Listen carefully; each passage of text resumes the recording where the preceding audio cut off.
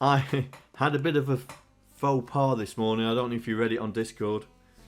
I deleted all the code that we'd written yesterday and Friday and Thursday. So I've been playing catch up again.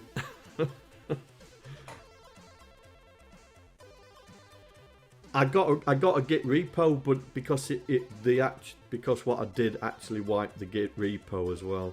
It's not on GitHub yet. I should have backed it up last night. It was my fault. Every time when I do a stream, when I finish the stream, the first thing I do is to back it up to the NAS drive, and I didn't do it last night. Didn't do it because I was so tired. Because we didn't finish until 3:30, I think it was, this morning.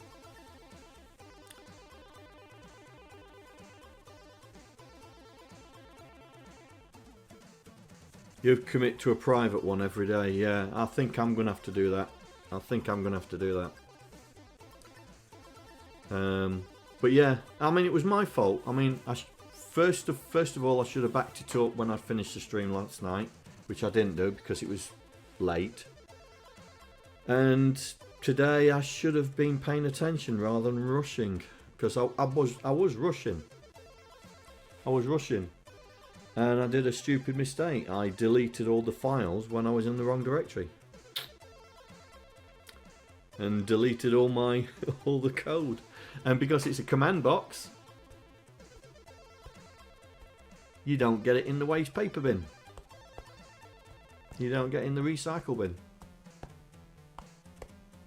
So, I've spent all day today recovering. But I have got it working on the Raspberry Pi though. Just to show you.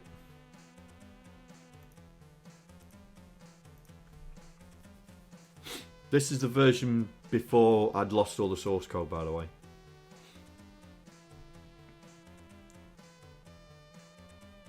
So I'll just wait for it to finish off. Here we go. Right, F5.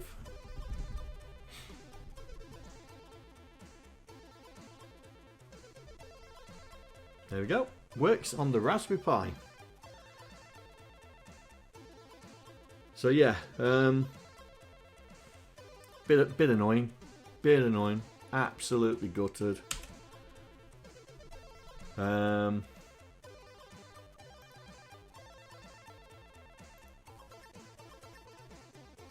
You learn from your mistakes.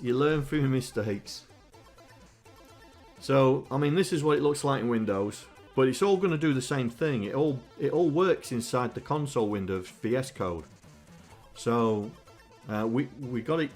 Eventually we got Linux working last night. Eventually, and it was working in there. So yeah, it's just annoying that I lost it all. So I've managed to get it to this point, and I thought, right now, I had some files transferring, and my USB controller in that laptop's starting to fail. So I thought I'm not gonna stream while it's transferring data, but so it's just finished. So I thought I'd fire up, and then we can try and finish this off. So I've got, you're gonna believe this, right? I have. It looks fairly close, that. Yeah. Well, I've had the VOD running like you, mate. Oh, is it not going to play? No, it's going to have to be yellow. Sorry. So I've had the VOD running. There's a primary colour. Yeah, I've had the VOD running. Trying to see what I've done, but the thing was, we did an awful lot on Thursday night on Discord, and I didn't record it. So I was trying to think what I've done. So this is where I've got up to. So I'm just about to build out the control system, yeah, and then we'll find out if any of the bugs that happened yesterday are still there. So, but this is where UIs come from.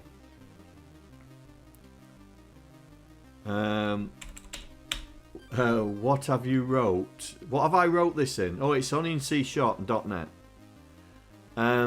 So what I've done is I've put all the user interface stuff in a class called UI.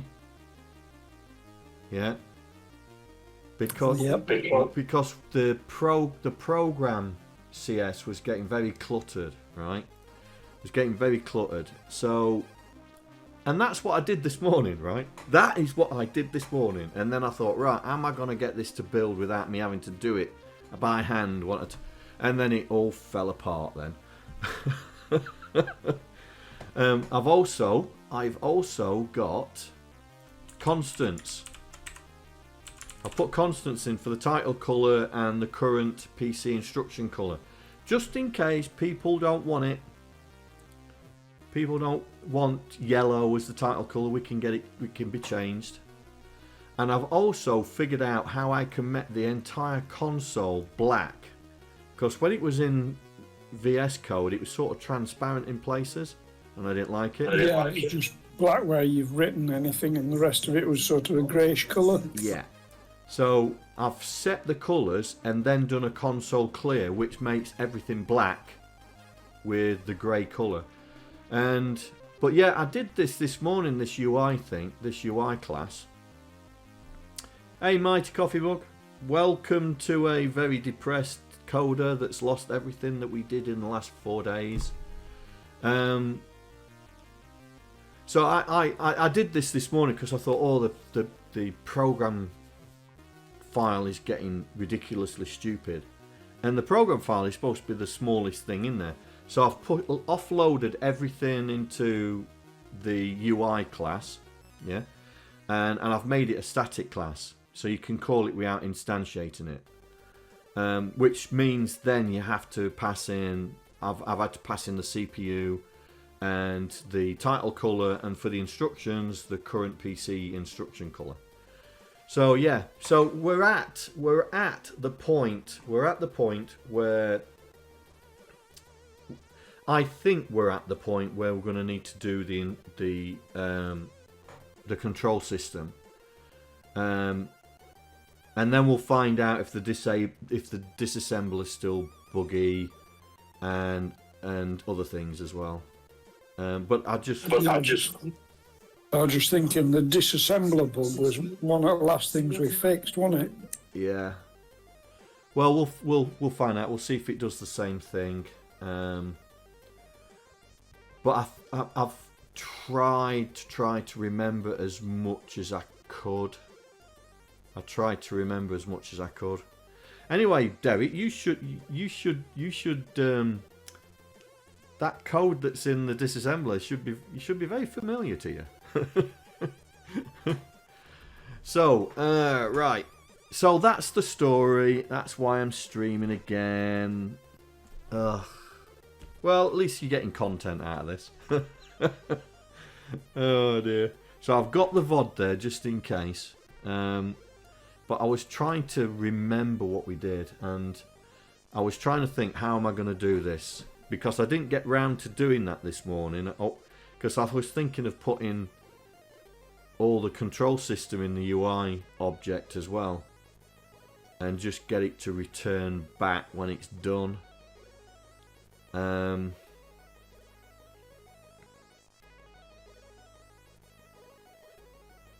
Or create another one called I could call it control system, couldn't I? Let's do that.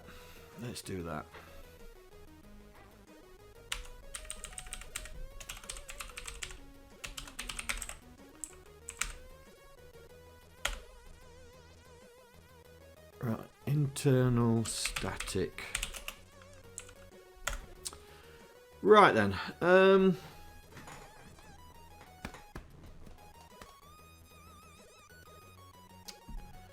Right, so public static void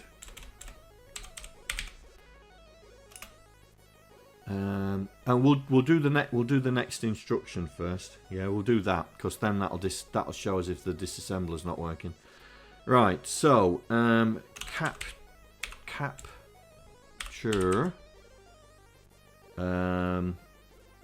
capture, or can't call it user input because there's more of them, isn't there? Capture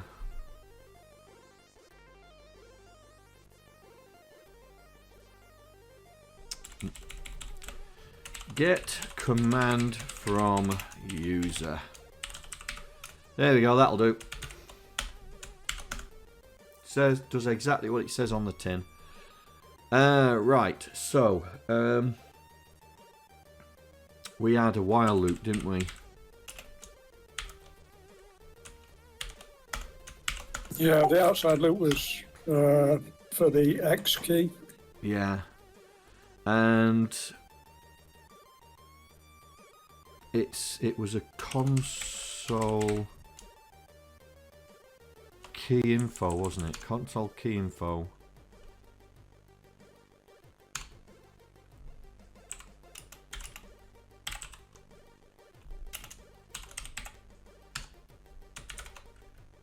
And then we did this, wasn't it? Key info dot key. It's not equal to console key dot x. That was it, wasn't it? That was Exactly it. Right. Here we go. Come on, John, you can do this. Right. So then we grabbed it, didn't we? Console info equals console dot read key. What's that true mean? Inside that whole loop, you had the redrawing all the screen and the controls and everything. Yeah. You don't need that now, do you? Well, not now we've got the UI, because we can just send it away to the UI. But I think the only thing that's going to be in here will be those one-liners, yeah? Will be those one-liners that were asked for the address and stuff. I'm just figuring, we didn't have intercept, did we? Obtains the next character or function key pressed by the user. What's the intercept mean?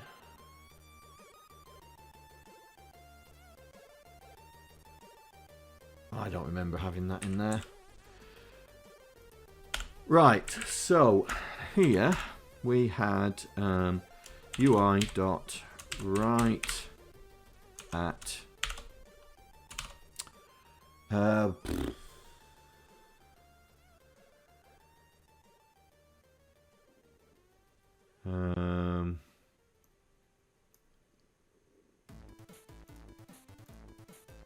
on, I'm looking at the VOD. Come on, John, run. Oh, there he goes. Run it.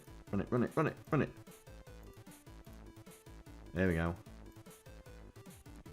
We just had command colon, right? So, 2 spaces, command colon space,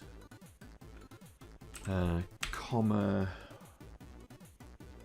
Good question. In fact, we don't have to have that because we have 2 comma 26. We'll see if that's the one. So we read the key, and then we had a switch, didn't we? Switch, open bracket, key, information dot key.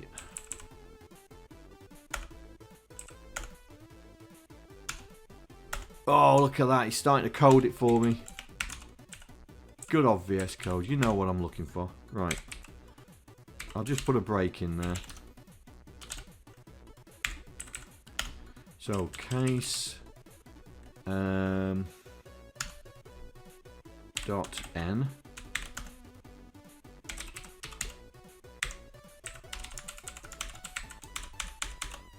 So n m r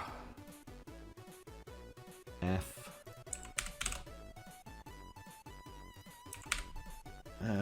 u and X to come out. and they're on about a default, wasn't there? Great.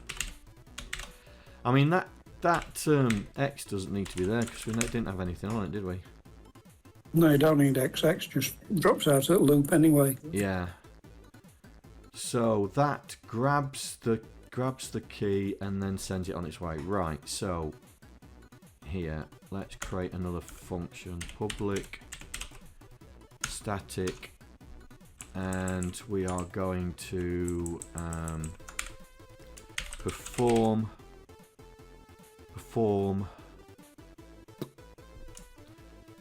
next instruction. But I don't need to do that, do I? Right, okay, hang on. CPU O2 CPU. So we're going to pass the CPU into this routine so we can deal with it. So we don't need that. So N is going to be CPU dot execute next instruction. That's it.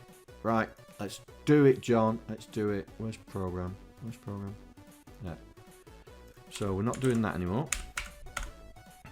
So no. Control systems dot get command from user CPU. Right. Here we go. Next.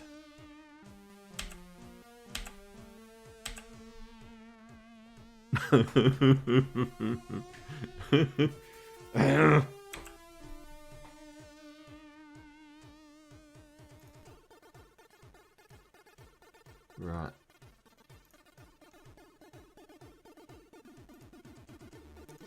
Right. Remember from screenshots, well, bits I watched through, there was a bit about setting up the stack before and after that as well. Have we still got the original stack, or have you changed it to the one we rewrote? No, I wrote. First thing I did was rewrite that. First thing I did, because the backward compatibility was failing all the time. Right. So I've pressed N. Well, it's going into there.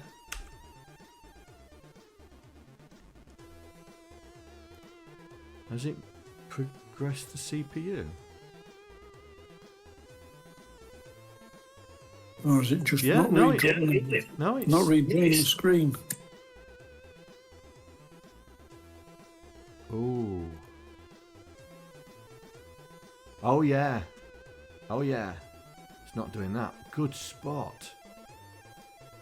Because you actually did all the UI and everything was within that while loop before. Yeah. Right, so we'll take all this out. Makes that even better. And we'll put that in there. Right, so we need colour. Right, okay. So we need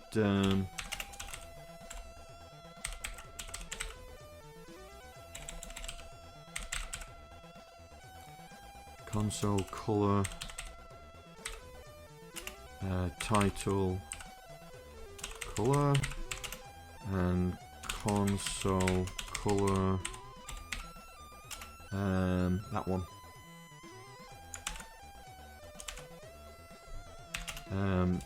List.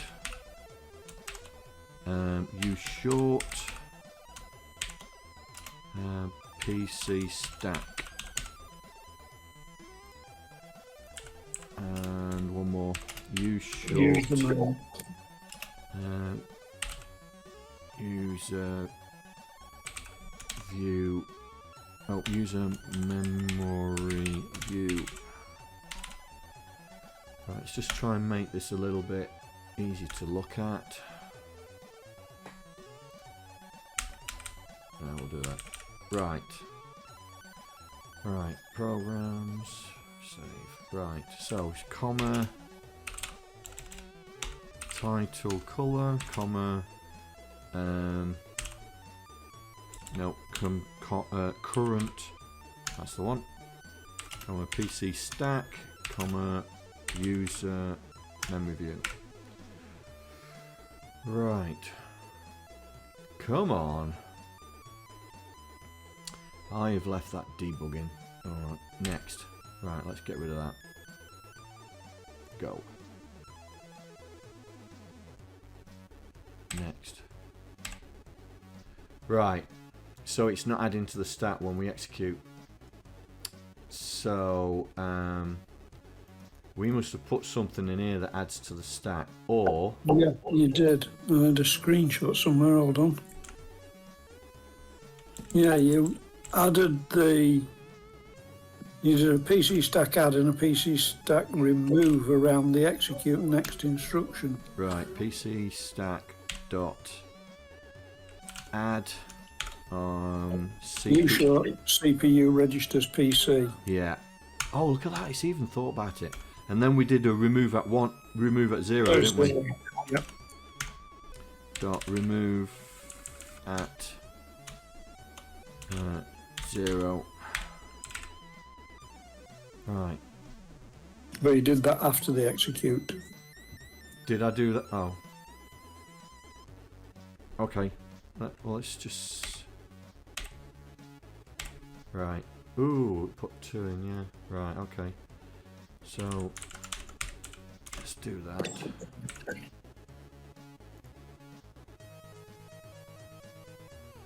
Right. So, next. So it puts 0 on the stack and...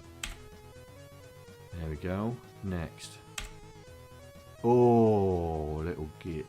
Little git.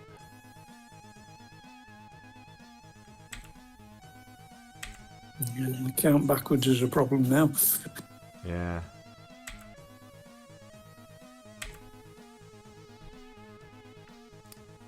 So, right, let's put a breakpoint on. Let's just find out what's going on. Right, next. Did you initialize the stack with FFFF to FFFA? Yes. Yes. Okay. No, I'm just trying to work out why it's not doing the first instruction backwards. Right. There's the instructions there, look, yeah? Oh, it's got 0 in the element 6.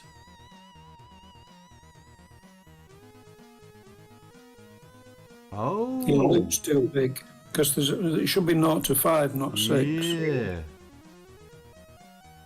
Well, that would explain that.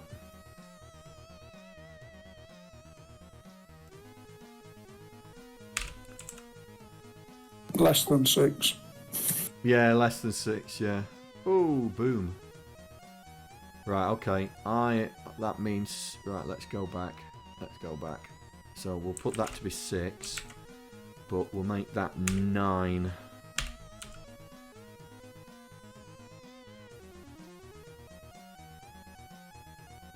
No, so that's 7, yeah?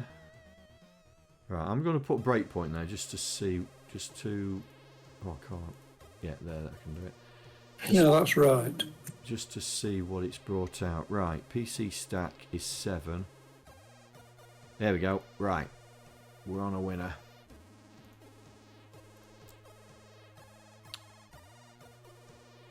Oh, but the back is wrong.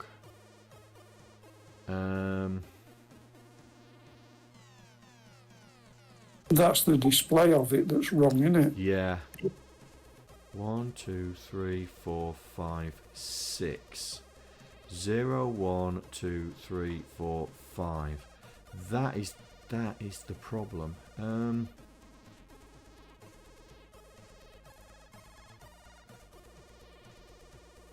Right, I'm not gonna run the forward. I've got a sneaky suspicion the forward may be overwriting it. Yeah, it is. It's overwriting it. Because there's 6 there. 1, 2, 3, 4, 5, 6. 1, 2, 3, 4, 5, 6, 7. Yeah. Right. Okie dokie, smoky dokie. Let's go back. Change it back to 6, otherwise it's not going to line up with those flags. Yeah. So less than 6, and then we'll go to the UI. And FFFA. Yeah. There we go. And then we'll go back to the UI and backwards. So less than 6.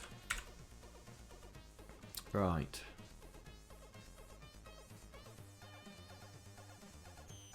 Right. Let's put the forward on now.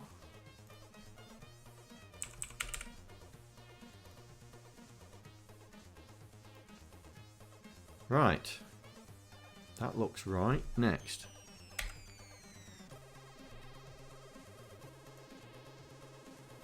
That looks right. The stack's right. Next. There we go. Right, the stack's right. Right, so it was around the LDAFC, X, wasn't it, when it went wrong? Yeah. Right, here we go. So it was on this one. That's okay, I'm in debug mode. Well, we've got the question marks. No, that's it. So you put that back in and you progress the program counter. Yeah. Well done. That's all right then. Oh. You need to clear the command line. Yes. Right. So, we did we have a blank? Oh, You had a routine to blank that out and blank out the input line. yeah. I did a version of it. Here. Right, here we go. Did a version of it there. Right, so this should do it. Right, so if I do that, UI dot. So we're not bothered about the title. 226 and spaces and 1, 2, 3, 4, 5, 6, 7, 8, 9, 10, 11, 12, 13. We'll do 13. 13. Right, here we go. So that should. Oh, it's put. Oh, John. Alright, okay. We're gonna have to copy. We're gonna have to borrow it. Where we go? Go to. You know, tell her whether you need that on the end or not. Yeah. Right. So, clear line. Clear line. That'll do. So that we don't need that. We just need that. How long it is and what we want to clear it with. That'll do. So padding equals that. We don't need to worry about that. Print. We don't need to, oh, we need that. No, you don't have that. Yeah, we don't need that though. We just need padding in there. And we don't need the colours either. There we go.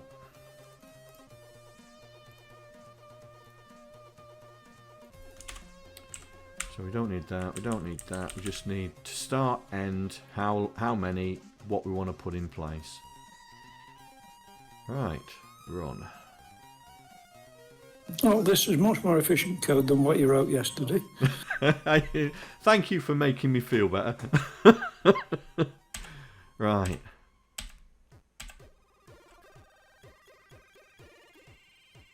Well, that's a bug.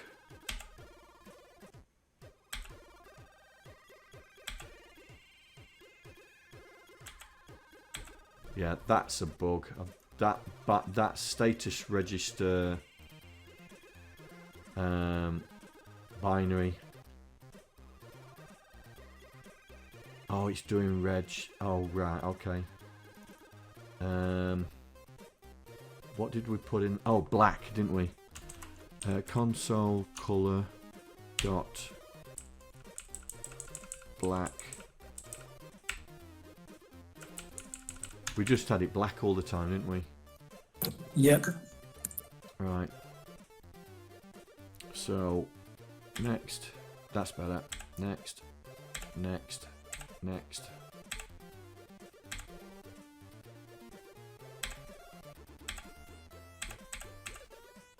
Right, that's because I'm in debug mode, so I'll stick it in release mode. Right, so next control was memory, wasn't it? Right, so Yep.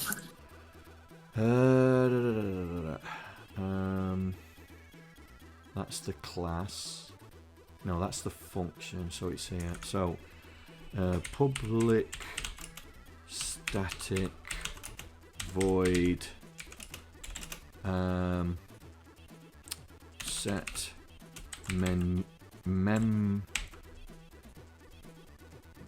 set memory location with data. Right. So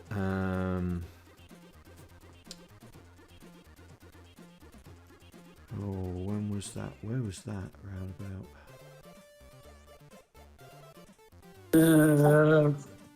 Right, we had a right at blind memory location on 0.28, 27 or 28. So it was just asking, wasn't it? It was just it was just asking. Right, so we did it 2 lines down from the command, didn't we? So 28. And here was this. Say again. Give me a second. I know I found out we did it because I found the bit of text. Oh, it's memory location. I've just seen us running the function. So memory location.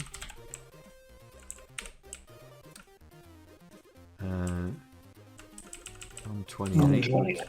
Yeah. Then you had U short set memory location is 0.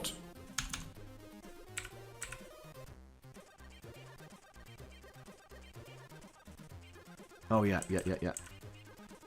So U short.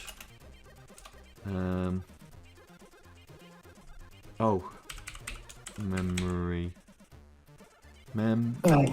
location. This might have been earlier on because you had a try catch around it. Yes, later. Yeah, I knew we'd put a try catch in it. And this is. You had afterwards because you had a nice line that did all this. Did I? Your next line, yes. Set memory location equals U short converts to int 16 brackets console read line comma 16. Yeah. Oh, converts.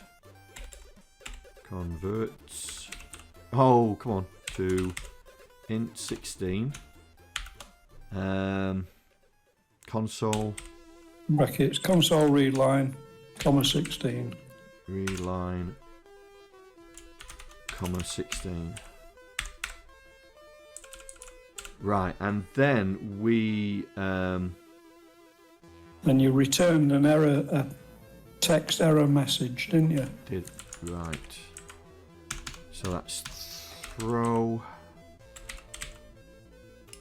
new exception invalid memory location. Something like that. You need 2 spaces at the beginning, don't you? Yeah. Well, if we're gonna. Well, I don't know about your new write routine, but yeah, we overwrote the memory location line with that in red. Yeah. So we'll throw that. Then we did it again, didn't we? But this time we're asking for the value, memory value. Then you duplicate and ask for the value, yes. So set. Jimmy Jam. Hey, hello. I was going to thank Docster for the gifted sub for a few days ago, but he's not there. I'm not sure. Not sure today.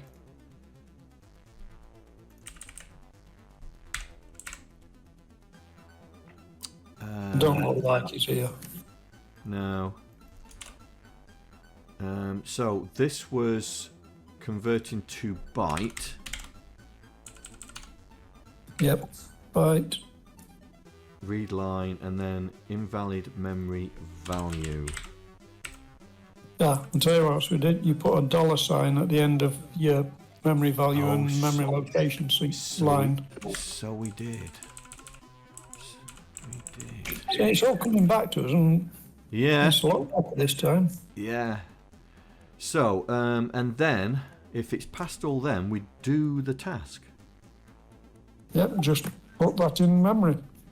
Yeah, so I'm going to need to CPU 6502 CPU, so I'm going to have to send the CPU in.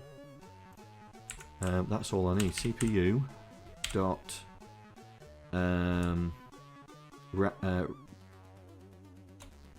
memory bus. Here we go.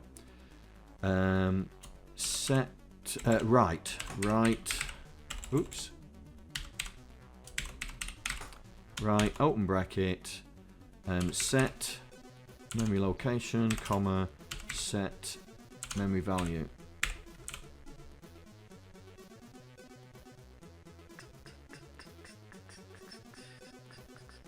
Oh, it's a U short. Needs to be a byte, doesn't it? Oh yes, so it is. Right, byte.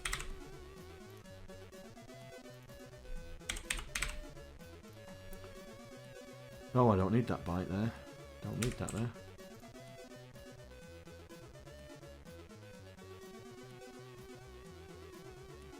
Yep, that's done it.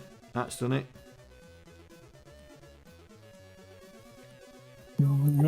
It all looks good. Yeah, but we just now need to capture the error, don't we? So Yeah. so try. So we'll get that in, and then we'll pop that in there, and we're sending it CPU.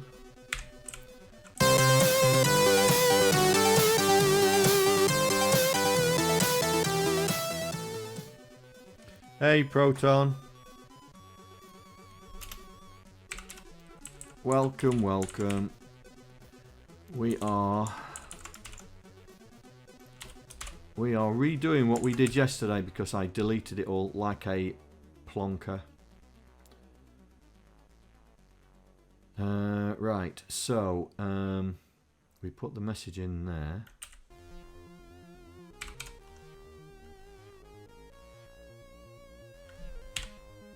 Message.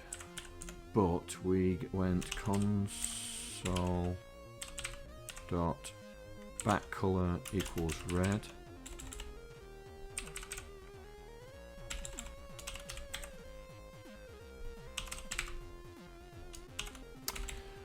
Console color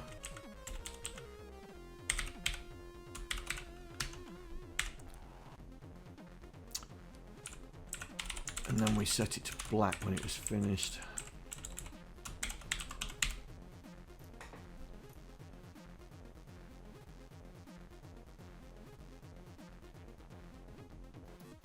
Right, let's see if that works. Well, if that works, register and flag, and even you are dead easy now. Yeah. Right. Memory. 1010. 10. Right. So we need more space. We need more space. So let's give it 20. That should be plenty. Right, memory 101010. Oh! Oh, that's because I'm writing the message, I'm not padding it out. Oh, I'm just doing the clear line. I can turn it to black, just right. No, you can't, yeah. No, but I can do this though. Pad. Right. Open bracket. 20.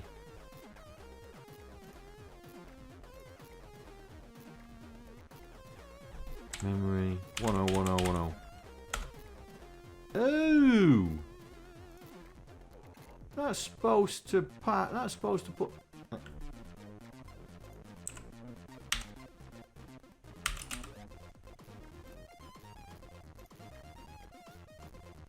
That's supposed to pad it out. Memory 101010. Well, I never. That's alright. Cheat.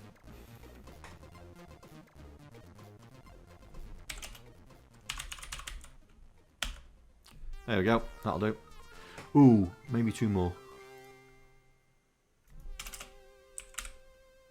Get it in line with the dialogue.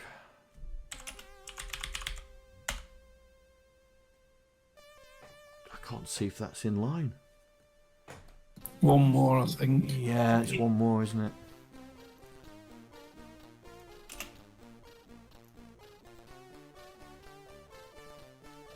Memory 101010. Yep. Right, so the clear's not working. Clear line's not working.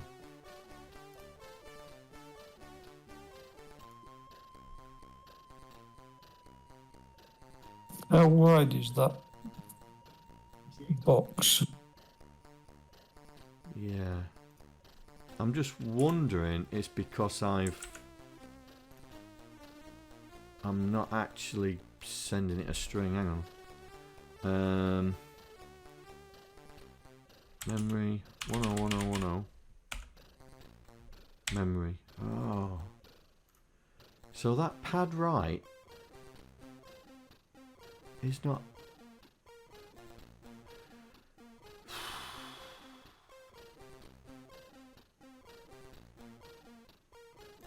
Right, where we right, put a breakpoint out. I want to see what it's doing. Run. Memory 101010. Oh, and I'm in release mode, aren't I? Like a twonk.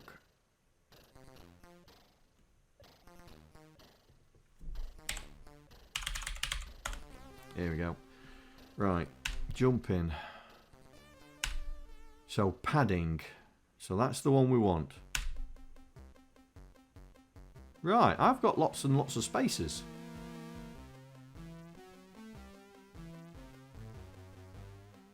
Why is it not doing lots and lots of spaces?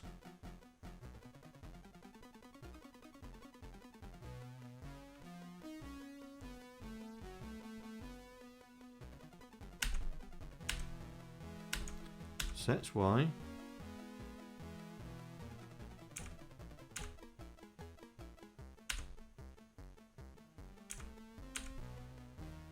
Right, so what's that done?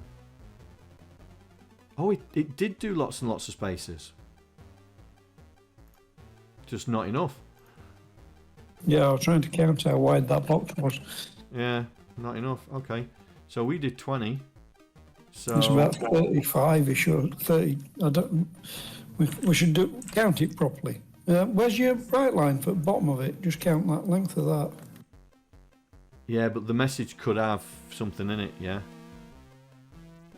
I've done 35, so hopefully that will be very close to the other dialog box. So memory 101010.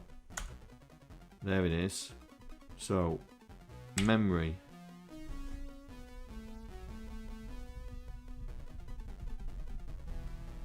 Why has it not cleared it then?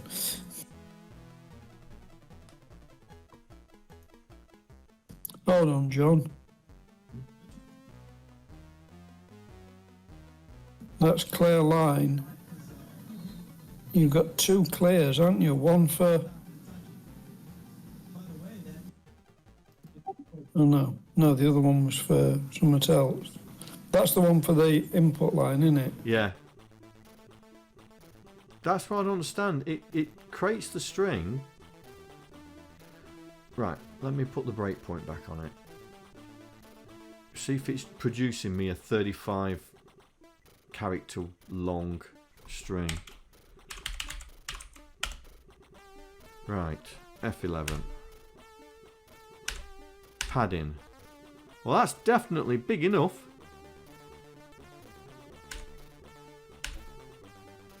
Don't it tell you how long it is if you drop it down? and it's cleared it out. Right. So, the problem... Oh, hang on.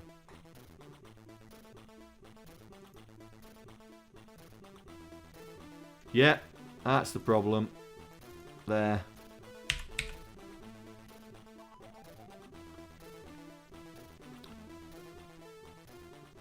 And in here. There. So you don't need it in the exception, do you? Well, this... That one No, there, I don't no, think you need that. No. You're right. Memory, 101010. Memory. Oh, one short. So, we'll make it 36. We'll make all the clears 36. So, when we're messing around, we need the clear there as well, don't we? Right, so here we go. Memory 101010. Right, memory 1010. And we're going to give it 1010. Invalid memory value. Yep, memory 1010 and 88. Oh, get in there. Get in there. Get in there. Get in there. Right. The rest of them are easy now, John. More or less. More or less. Oh, did you fix BRK instruction to set the I flag? Yes. Oh, that's it. Proton will be happy. Hang on. Where's 6502?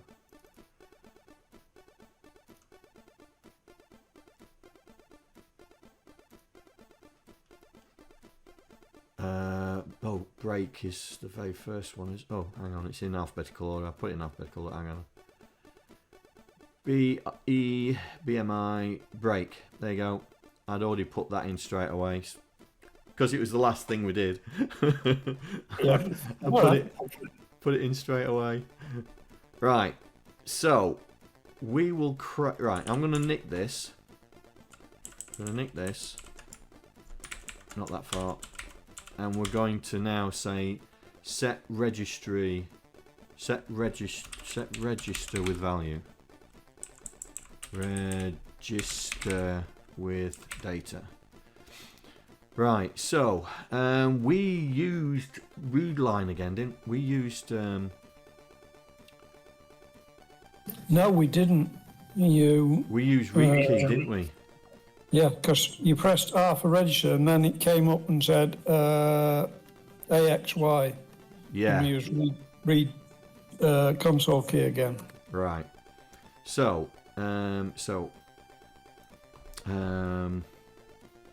which register comma X, comma Y. And then we had a Boolean valid selection equals false. And then we did the while valid selection while not valid selection.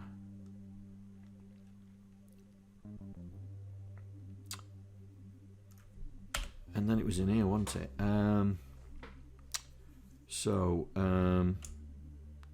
Console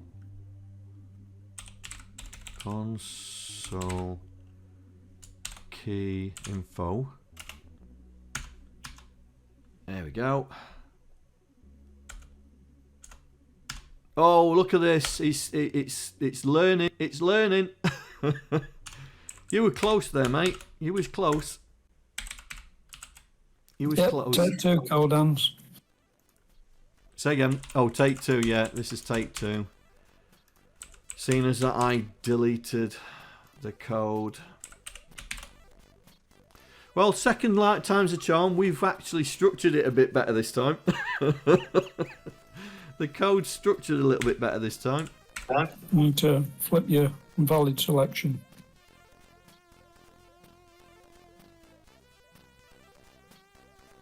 I need to flip what?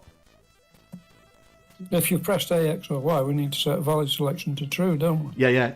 That's what I was doing here. Yeah, because it was all on the same one. So I remember that. Because we're keeping. Oh, but that's got to be outside, hasn't it? That's got to be outside. So So not key info. So key register equals new console key info. So key register, because we got mixed up, didn't we, with the flags later on, didn't we? So we'll do it as we're meant to be doing it. Right, get rid of that. Right, key register, get the key, set the selection flag. Then we don't need that, but we need that. So now it's register value, and it's exactly the same except for that. And invalid register value. Yeah. So here we have to do another switch, don't we? Because we have to set the individual thing. Yeah, because you haven't got an index for registers, have you? No. So CPU dot registers dot a dot value equals set register value.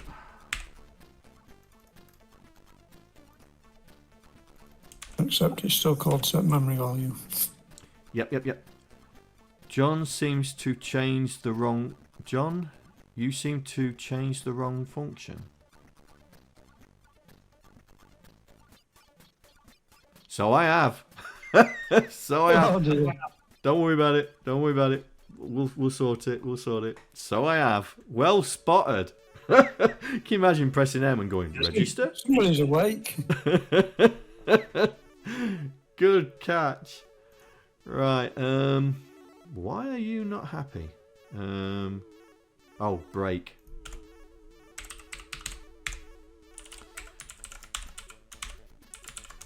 Right, so that's going to be X, and that's going to be Y.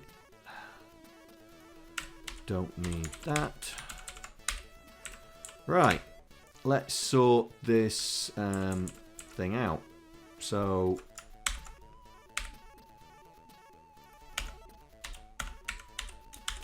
there we go.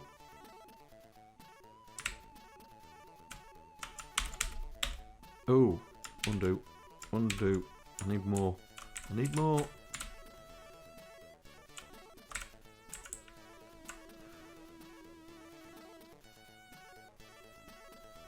It's that bit. That's the bit I want.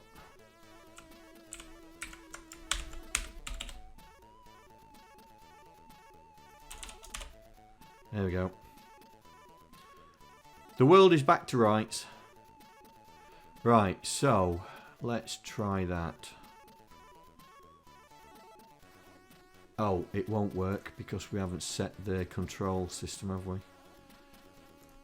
Alright, let's grab that because it's going to be the same. The only difference is set register with data. That's the same. Right, register H J A. Right, don't like that. Need to clear them out somehow. So we need to pass that into there. Right. Register H, no. J, no. E, no. A, right. 1010. Thank you. No, I know what else we did. We printed the register name in that line there where you said register value. Right. Right, so that. And we did some jiggery pokery on the key, didn't we? So it was key register dot key dot toString, I think.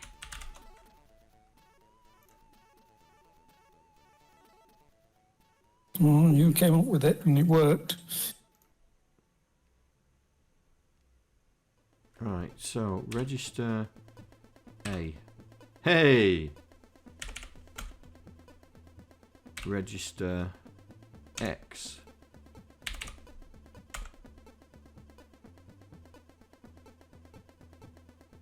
Right. I do not like that stain there. So we'll grab that and we'll clear it out once it's done. I think the memory's going to be like that. Do we clear that out? No, we don't. So we'll do that as well. Right. So so we'll do memory again. 1010 66. Yeah. Register A 77. Register X 44. Register Y 22. Yes! Get in there! Get in there! What if the user has changed their mind and doesn't want to change any register? Can they bail? No. Yes, they could just put a duff thing in. Yeah, if you just type in a non-valid anything outside 0 to 255. Or we don't loop round on this valid selection. We just do it the once, test if it's a valid selection. If it's not, jump out.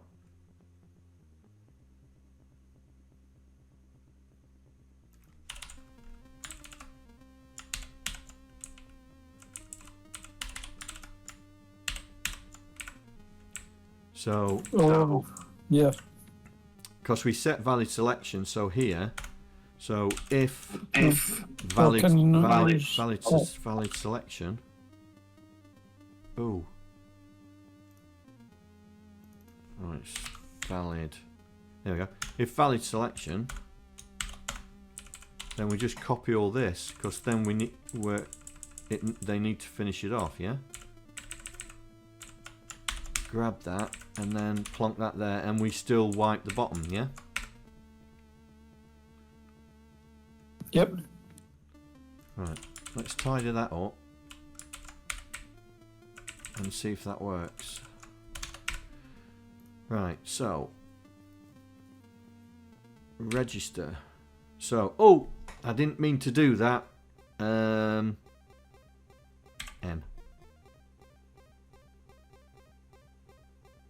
There we go. Basically, any other key.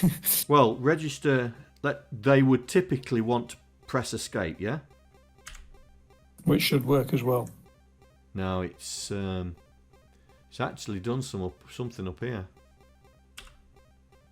Escape doesn't actually do anything. Right. Well, how was that done? Yeah. So escape come. Oh well. I mean, they can. If they. I mean, it still goes back. It just doesn't wipe it out. It just escapes the read line. Anyway, right, flags. Flags, here we go. We're doing a Sheldon again. So we'll copy that because it's going to be basically this again. Right. Can you call it fun with flags? Say, can we call it what? Fun with flags. Fun with flags, yeah. Right, set flag. Set flag with data. Right then, so we'll have the same. We'll have the same. So which flag? So N V Z C. I think they were the 4, weren't they? They were. I'm just wondering about what Coldhands has said, but I thought about that last night and threw it out of my head for some reason. I can't think why now. But you could do. You could. I was just thinking, why would we? Why would it not work? I think it was at the time we were using command line where you had to type in F and enter, etc. Yeah. But So as soon as they select the flag, we just do it. Yep, just flip the flag. Easy peasy lemon squeezy. Right, so so we'll call this key flag.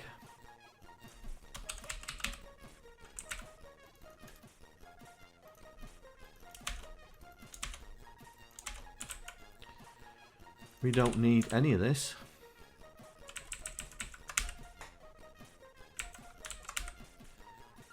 Don't you? Yeah. No, because we can do it all here. We can do it all here. So NV Z C. Yeah, we can do it all here.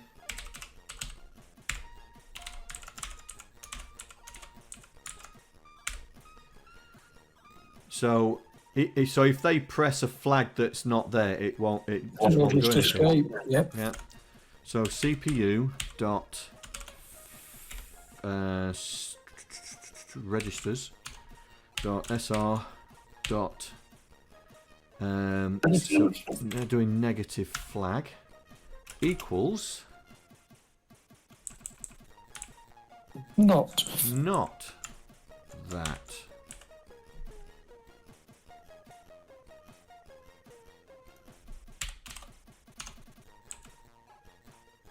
There we go. That's what I need. Not that.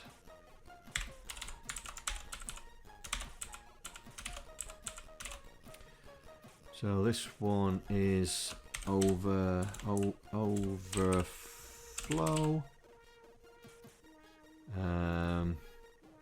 0 and carry.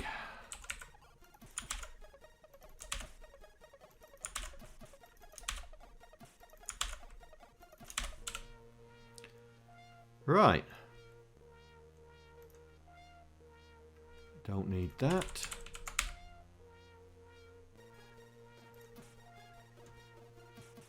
Only issue could be confusion with flags key. No, because it's only after you've told it you want to select change a flag. Yeah, it's only when you... This is the user saying, I want to do this.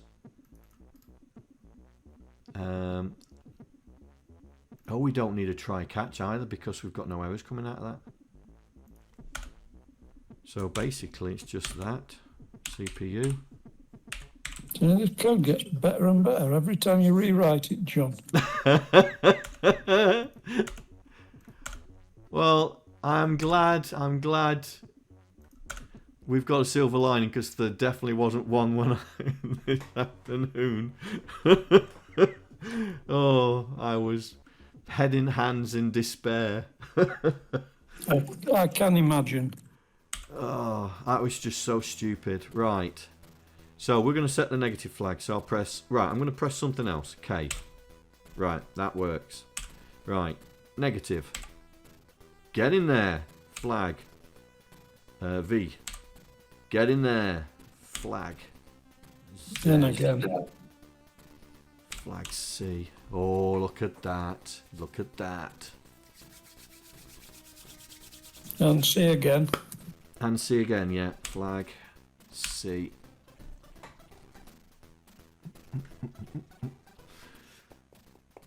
Excellent. Right, so user memory. So that's going to be the same as this, isn't it? Set memory. We just don't set the actual. Yeah.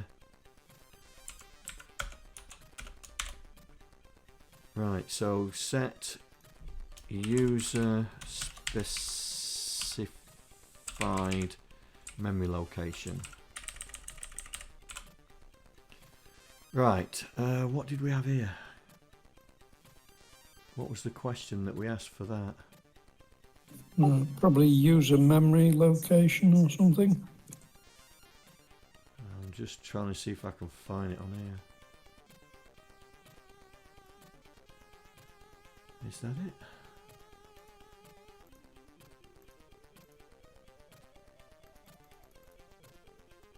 it? Virus scanner kicks in. I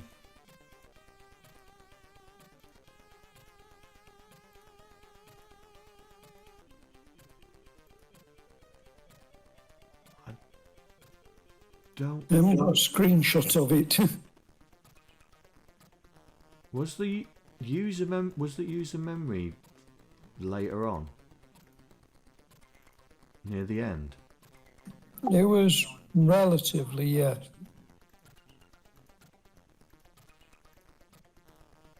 Oh, we'll. Oh! I've just realised. Hang on. I've just realised. No, it's not that one. It's that one. Hey, here we go. I've just realised. Just run the dump, yeah.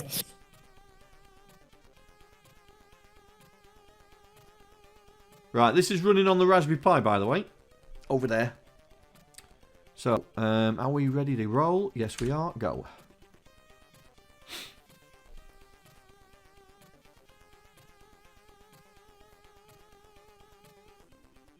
Right then.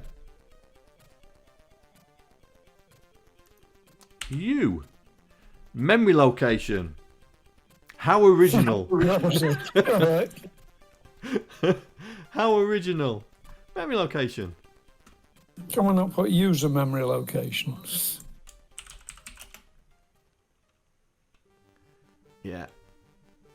Right. And then we got that. But then we added something to the end, didn't we? And it with it with FFF 0. 0 FFF 0. Just to keep it neat on the layout. Yeah. There we go. Now we don't need any of that. And it was. Oh, we need to. Right. U short.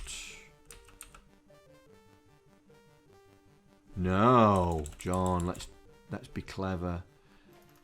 U short. Return. Set memory location.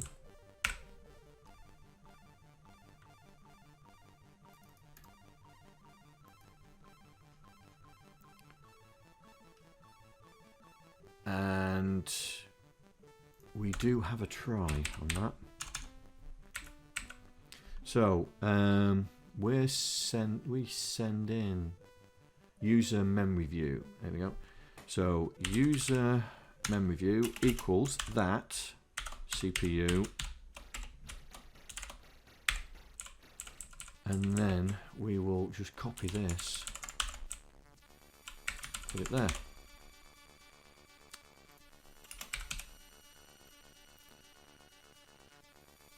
Right. You don't do a pay in case we type in the wrong value. So, wrong value. Yeah. So, user. So, we're going to go 3333.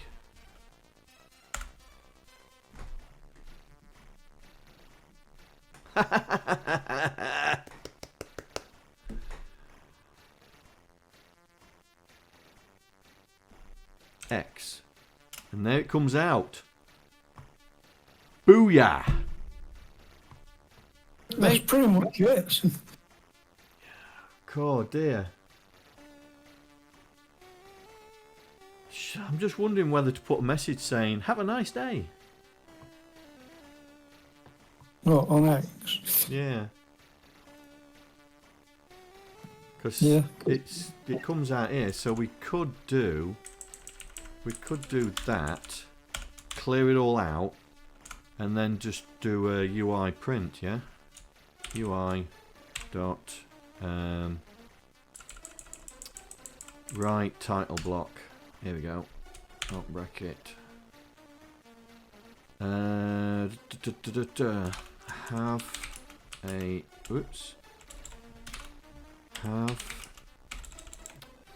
have a nice day. Bye bye.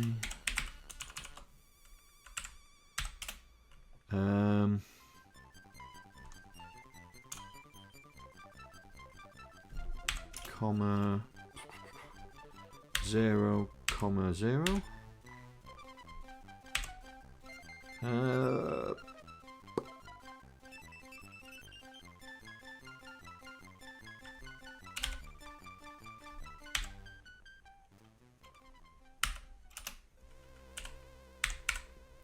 Right, see what that does.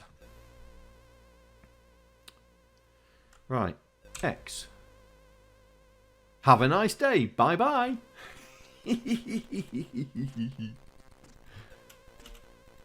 That'll do. Just trying to think if there's anything else we did that we might have forgot about. Because I think that's about it, John. Yeah. Well, we're gonna so this is what I was doing this morning, right? And then I know what else you need to do. What's that? Back it up. Yeah.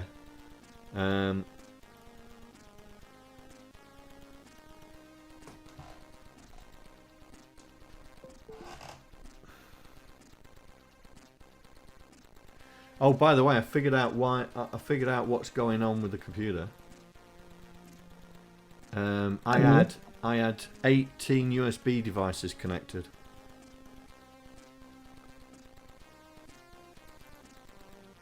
So I've turned them all off except the ones I'm using.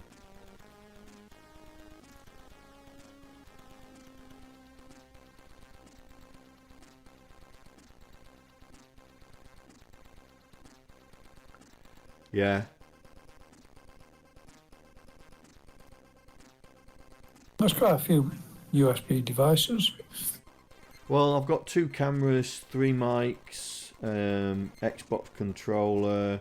I have 1, 2, 3, 4, 5, 6, 7, 8, 9 thumb drives connected in. I have 2 hard drives, 2 desktop hard drives, 3 internal hard drives connected at the moment. Oh, you got some sort of USB expansion hub or all on board? Yeah, I've got 4 of them. So each one You're can right have... then. Just if they're all, mind you, it depends on how it distributes power to the different hubs. Yeah, so I've got 4 USB powered hubs, yeah.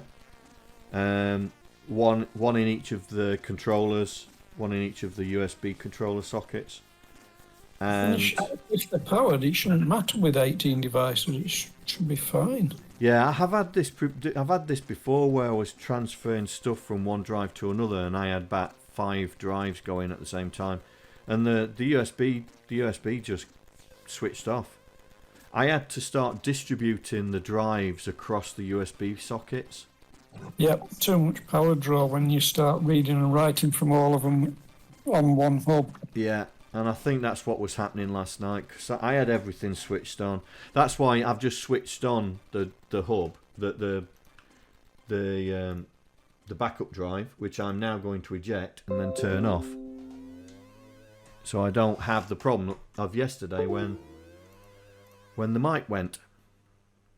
Yeah, 18 is a lot, but when you've got all these gadgets for streaming and everything, you know, it does tend to take over. Right, so this is what I was doing this morning, and I got bit because I was a numpty. Right, so basically I was trying to figure out how I can, once I was happy with it working in Windows, how could I quickly publish it for all the different operating systems? Because yesterday it was a bit labour intensive, let's call it that. So, did a bit of research. By the way, this is the offending item that... This is the offending item. It's now pointing to the right directory, and I am actually specifying which file to get rid of instead of star.star. Yeah, I'm going to say delete star.star. Yes. And that's what was in the batch file, mate. And that's what was in the batch file. You always comment out, yeah. Well, I need this because when it publishes, it creates these files and we don't need them anymore. Yeah. So, I have. Here we go. I've got a PowerShell open. So now, let's see. Have I got it open? So here we go. Source code. Me. .NET Core version 6. Console apps. That one. Release. Right, so I'm going to get rid of all that lot. Yeah. Right. And I am going to get it started. So here we go. Publish.bat. And away we go.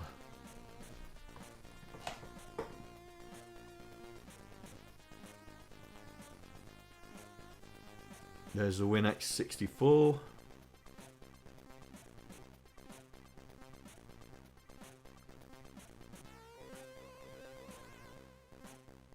It's a lot easier doing it this way, isn't it?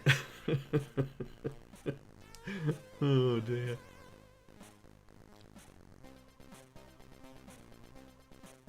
No, it's not crashed. It's still got. It's doing it. Look.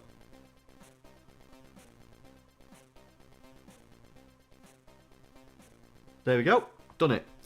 So it's now created all the executables for each of the architectures.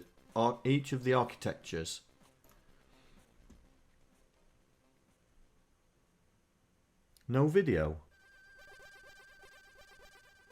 No, I've got video. John, in the publish, does it allow you to change the file name of the executable it creates at the end? I don't know. Hang on, let's have a look.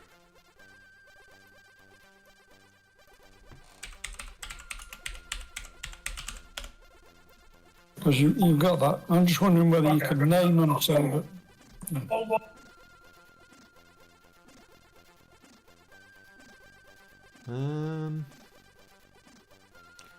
So we can specify the output directory.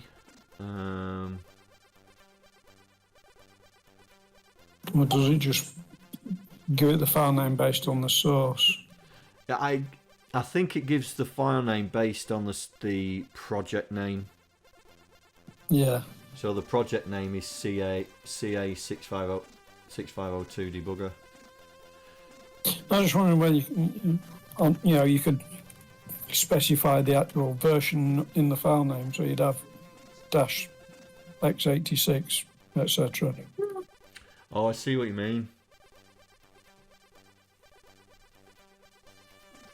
I think we'd have to do DOS rename. Yeah, no. Yeah. If there was an easy, quick fix for it, then it might have been nice. But if it's messy, don't bother. Well, I think, yeah. I mean, I like the directory because one, we put it all in. Because what I was going to do was just copy these here and just paste them straight into the examples.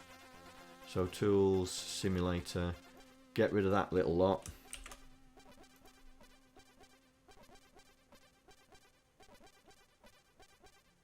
And then paste that in. So we should be able to fire this up in code now.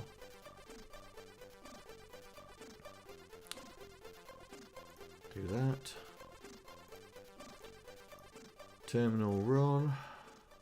Launch simulator.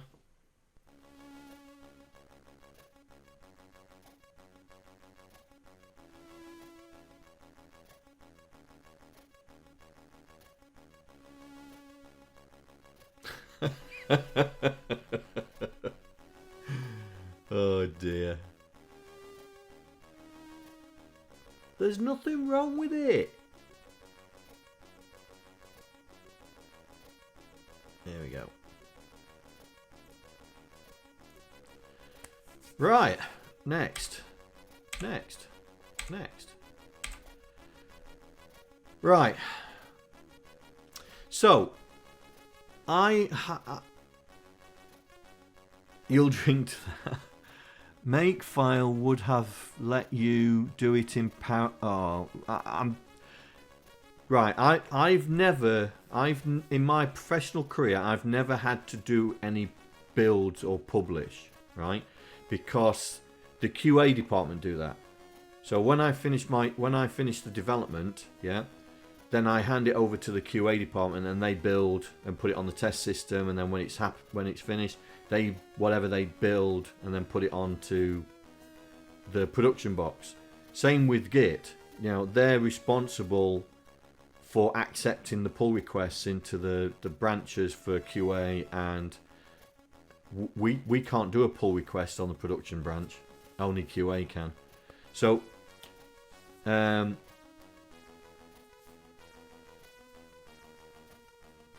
so I've never worked with Makefile or anything like that. Right, so one thing, because I was thinking of the book and all that. In here, so I was messing around. I was messing around on the Pi. This extension, the extension that's running this 6502 is not Kick. Is not the Paul Hocker extension. Because the Paul Hocker extension has a mental breakdown when none of the settings are set. And I don't want to have to in the book explain how to set up the Hocker extension. So I found this other one called Retro Assembler, which does all sorts of different assembly, right? And what you do is in settings, and I think I can get away with this in the book. In settings, if you just pop it into JSON, you just add that. You just add that. So you're telling it that the ASM files are for 6502, and then the extension configures itself for 6502, and hey presto, it works. No fitting, no oh dear I can't find Java or anything like that. It just works. And I'm thinking of using this in the book. Fine. Syntax, same as Kick in terms of case, etc. Yeah, it's a 6502 assembler, so yeah, I know, but like CBM thing, everything's uppercase, isn't it? Yes, but this because we're not actually using the retro assembler function because we're running our task, yeah. So it'll still assemble in Kick. All that's happening is the colorization and the IntelliSense, yeah, is based around its own assembler, but we're not going anywhere near their own product. I mean, it's got the same things, so it's got .byte, and the only things that it doesn't like is the labels, but it doesn't matter. It doesn't matter because we're not asking their assembler, the retro or Eugene Designs assembler, to assemble this. We're going to be doing Kick, and I was messing around with it. I thought this will do. It's colorizing everything. It does the brackets. It's got it. I mean, I like the fact that it highlights the indexing. Yeah, I noticed that. That's nice. That I like that. And but when you when I activate this, because it's not set up, it has a major dicky fit. And I think that would put a person who's just bought the book and wants to try and play, suddenly we ask them to install the kick assembler from Retro Studios, and then suddenly we get all the error messages. I mean, I can demonstrate it by doing this, right? So let me disable this, and then I'm going to enable this. Right, so I'm going to do the reload.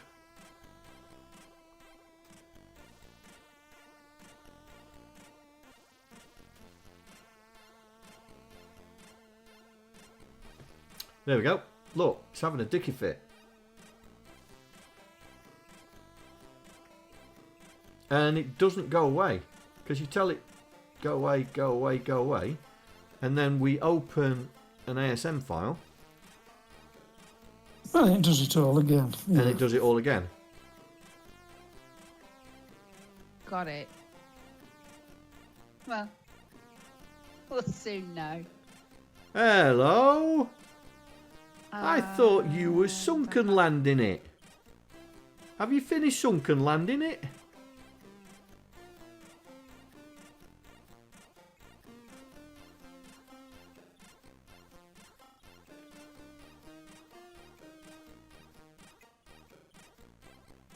You done what you needed to do?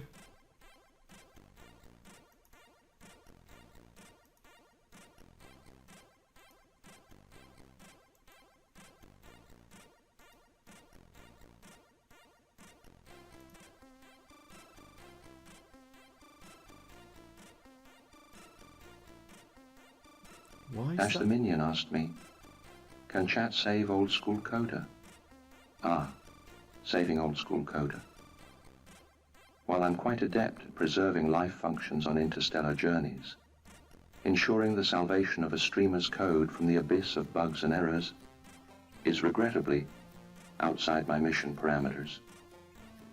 Perhaps if they were hurtling towards Jupiter, I might be more inclined to assist.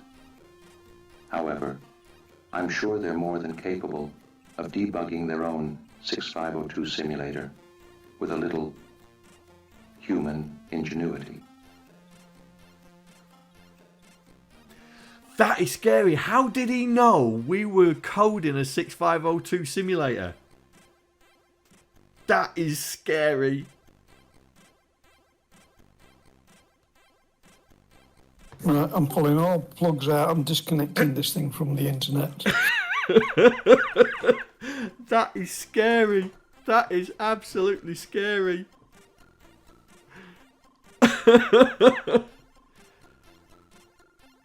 How did he know I was doing that? Anyway, that is really, really clever or scary, whichever you want to look at it. So in terms of the book, I'm gonna suggest we're gonna use that extension just for editing purposes, so it helps them code. And with the simulator now, the debugger, the simulator, we should be able to get it sorted. So what I've done quite a bit. Like I said when I called you, I'd done quite a bit, but there were still things that I've missed, and so we're gonna have to retest this thing again. But I'm glad you got your sunken land done, so you're all set up ready for next time, yeah?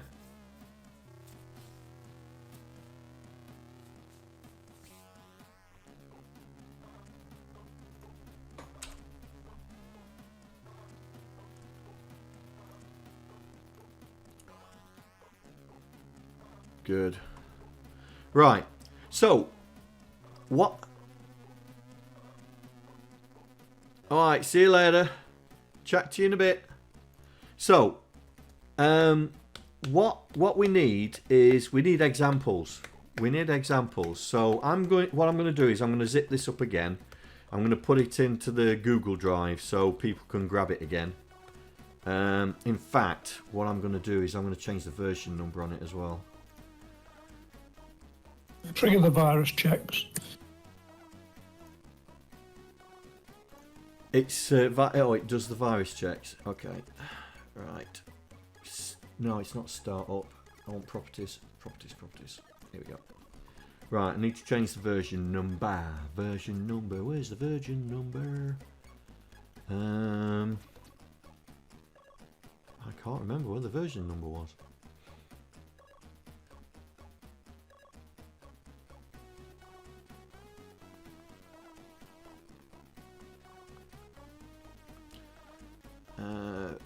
That's language version. Okay, let's put a title in here. 6502 Simulator Debugger. Version prefix.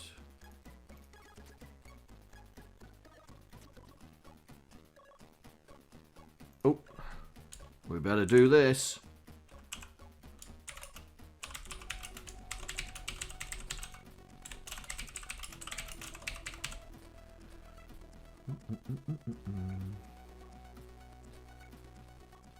Aha, assembly number. Here we go. Right, so 1.01. Let's do that.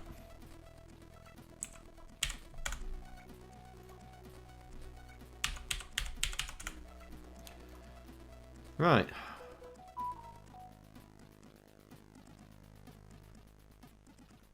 Save.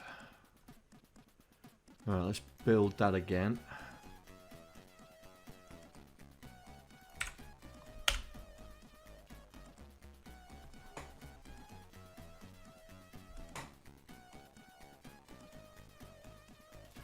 Work. Oh, my heater's gone off. Right, so what we need now is examples to highlight the instructions. Yeah. So if anybody wants to create some 6502 examples to highlight a set of instructions, then by all means send them to me, because we'll try and put as many of the examples into this book as possible to help out. I mean, I've got a few. I've got my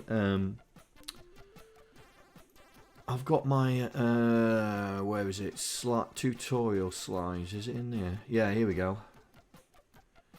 So I've got the deep dive to branching that I'm gonna try and create some examples for. And bit manipulation. What did I use for bit manipulation? Oh, divide and multiply. That was it.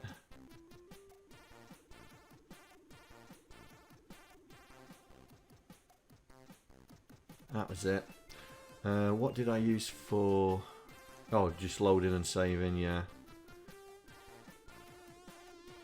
Oh, the Fibonacci sequence. So we can use that. We can definitely use that.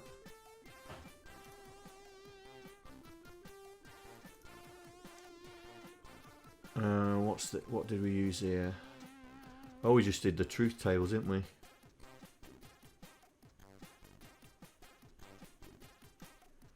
And bit manipulation part 2. Oh, this is the divide. Yeah. So the so we did. Yeah. So that's the divide, and the other one was multiply. So yeah. So I'm going to use those examples. So tutorials. There must be in here somewhere. Here we go.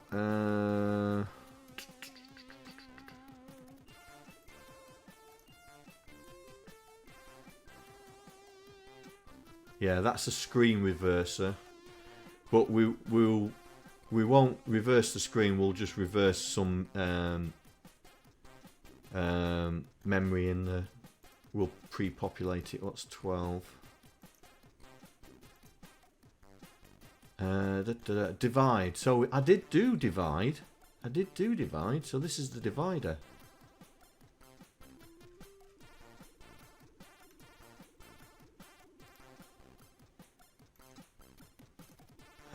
What's this? Oh, this is just vectors, right?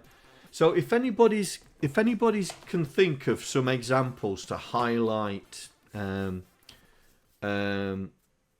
instruction groups and stuff like that, then that'd be great, because we'll include them in the book, yeah, and we'll try and write the chapter around it.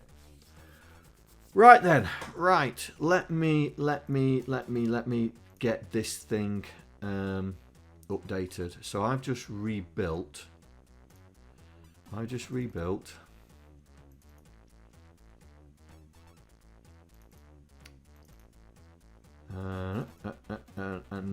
I'll get this onto. Let's get this onto Google Drive.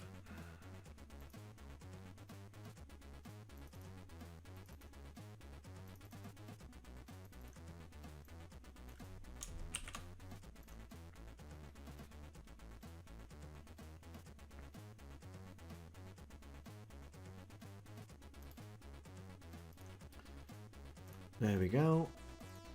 Right, so let's delete that.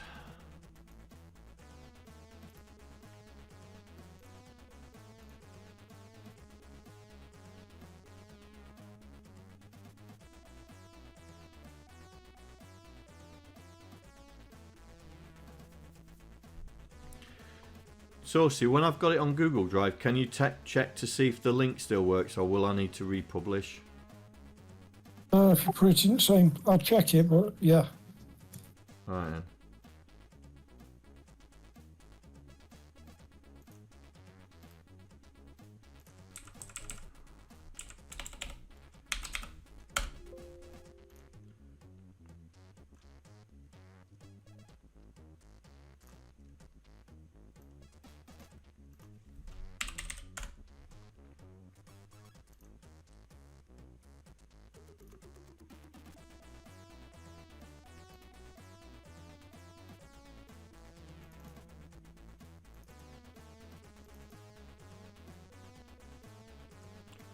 I should be able to overwrite that.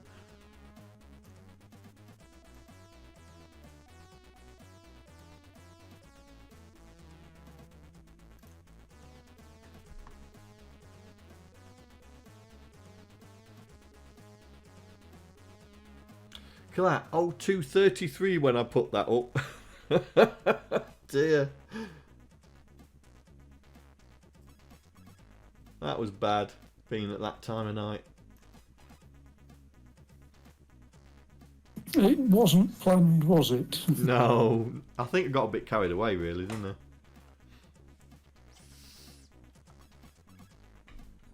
Got a bit carried away. Cool, that's taking its time, isn't it?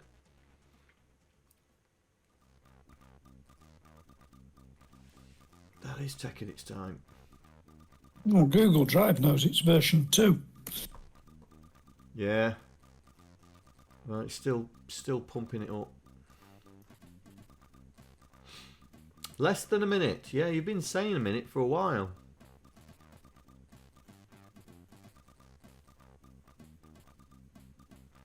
Well, I think I know what part of the problem is. It's because I'm VNC'd into this. Let me just kill that. See if that speeds up.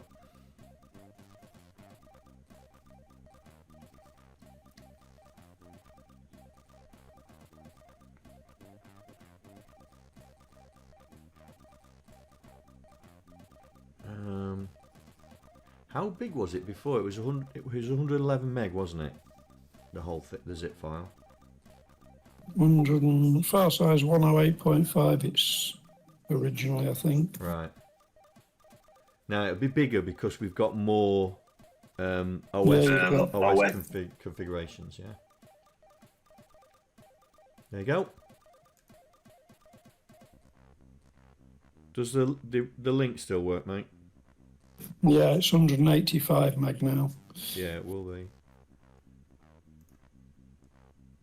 Let's just make sure I have not included. Yeah, it should only be one file in each one. It's just the big. I mean, that's 70, 60, 70, 62, 63 and 57. Oh my God, because Google thinks it's a text file, it's zipping it before it'll let me download it.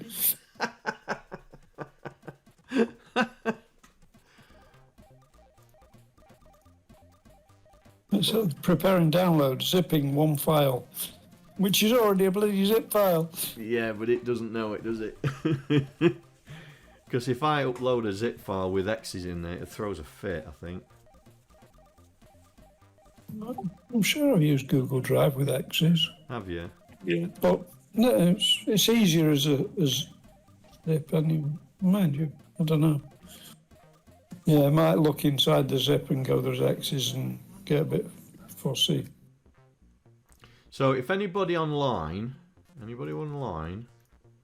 wants to grab it and have a play, by all means, if you go into my Discord, I've set up a channel for it. I've set up a channel for it in Discord, so you can click the link in Discord, grab it, do some testing, let me know how you get on. If you've got any example files that you're playing with and you want to include them in the book, then let me know, and we'll write some chapters around it. Yeah. Well, that was eventful. Do you know, I've lost all the history in Git with this, because look, it's back to a brand new repo. So let's create the repo and we'll check all this in. Oh, I'm not doing it via you, sod off. We'll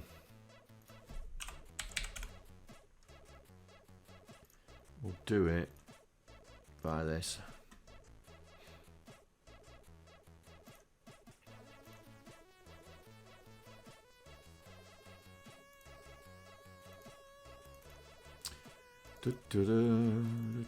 This time, hopefully, I won't delete everything. Like a muppet. Right. Scanning for folders. Initialize repo. Here we go. Windows executable runs okay. I can't check the others. It's just a pain. It downloads a zip, unzip it, rename it, unzip it again. That's alright, mate. That's alright. But it works. That's the main thing. Yeah, it works. Good, good, good. Right, changes. I want to add. Come on, add all to staging.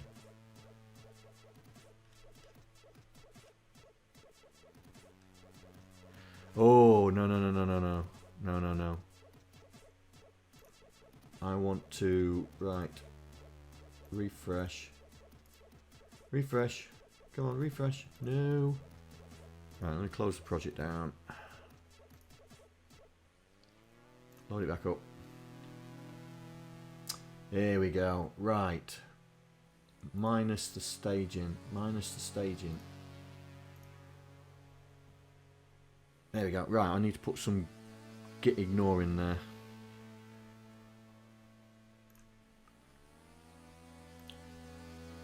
Right, so new file.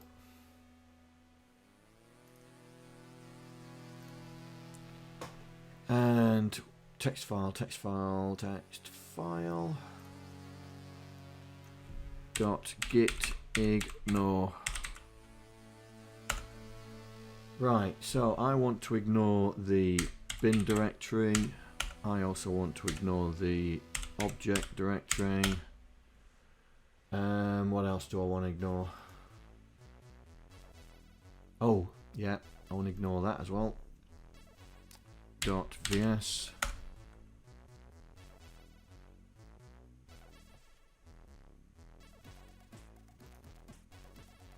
Oh, that's a directory, isn't it? So it must be that.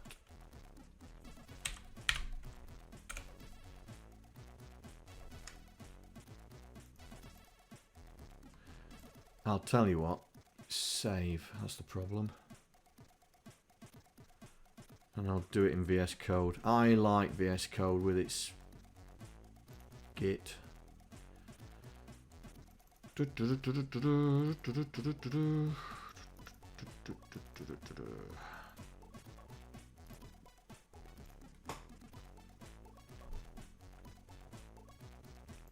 Right, click that. Let's, where's git ignore? There it is. Go into that. Right, I don't want... Where is it? I don't want that. Add to git ignore. Can I not add that to git ignore?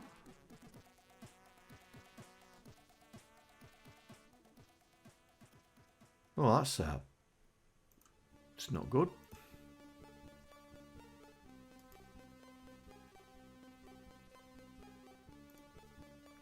There we go. That'll do. Start. All that VS stuff should disappear now, shouldn't it?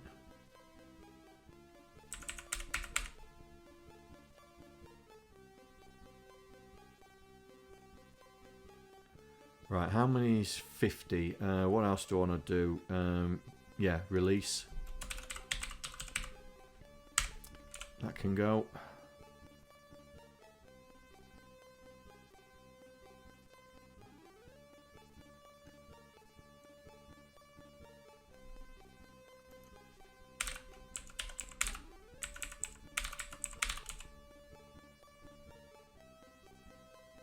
Why are you not disappearing? Oh.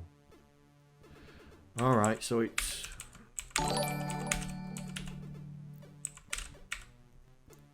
Hey up. Are we... Hello! Hello, Nerd Room. Welcome.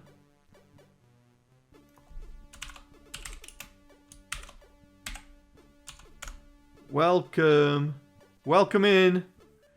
Ja, ich gelobe Besserung. Ja, wirklich.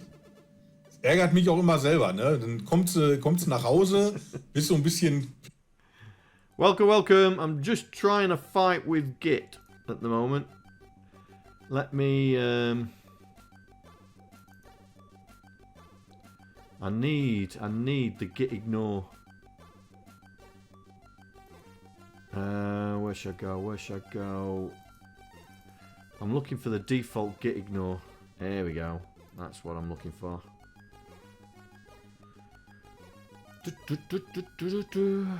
Right.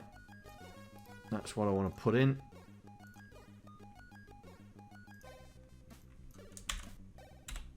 Right, that should get rid of all the rubbish. There we go. There we go. That's what I want. That's what I want. In fact, I don't need... Oh, I'll leave them there. I'll leave them there. Right. Recovered code from stupid delete.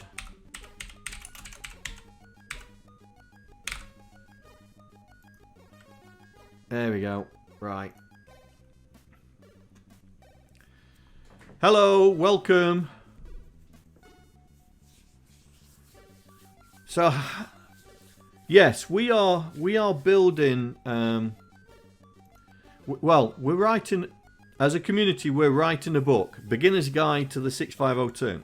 So, what we're trying to do is trying to put together a set of tools that can accompany the book to allow the person reading to be able to look at the examples in the book, have them in the computer, and run through the examples that we give. So we're writing a 6502 simulator. So here we go. We're writing a 6502 simulator that allows them, forget that, it's just because I've just built it, that allows the user then to step through the example. We're going to be using Visual Studio Code as the editor, and the Retro Assembler extension to do it. But this is essentially it. This is essentially the simulator, and it will allow you to... It allows them... So there's the example here, and you can run through the instructions one at a time. So we've just done a load one, so the accumulator's been changed with one, and these flags were affected. Same with if we do store, We read the accumulator and then it's gone and stored off somewhere else. Transfer wine to A. Oops, wrong one. Next, transfer wine to A. Here we go. So we read the A and transfer it into Y. So it's transfer A to Y, wrong way around. But it's a way to show the beginner what the instruction does and what changes. Yeah. So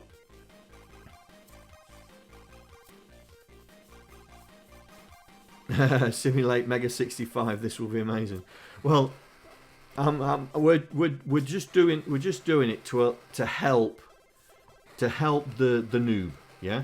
So what'll happen is they will have something like this. So let me just have a quick show. They will have something like this. So VS Code. So this is an example that we're messing around with. So this code is what you've just seen in that debugger, and basically all they have to do is just run task and launch simulator, and it assembles that code and then spits it into the simulator. So ignore that because I've just built it and it won't let me put an exception in.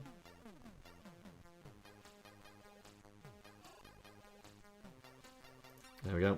And then it runs inside the terminal window in VS Code.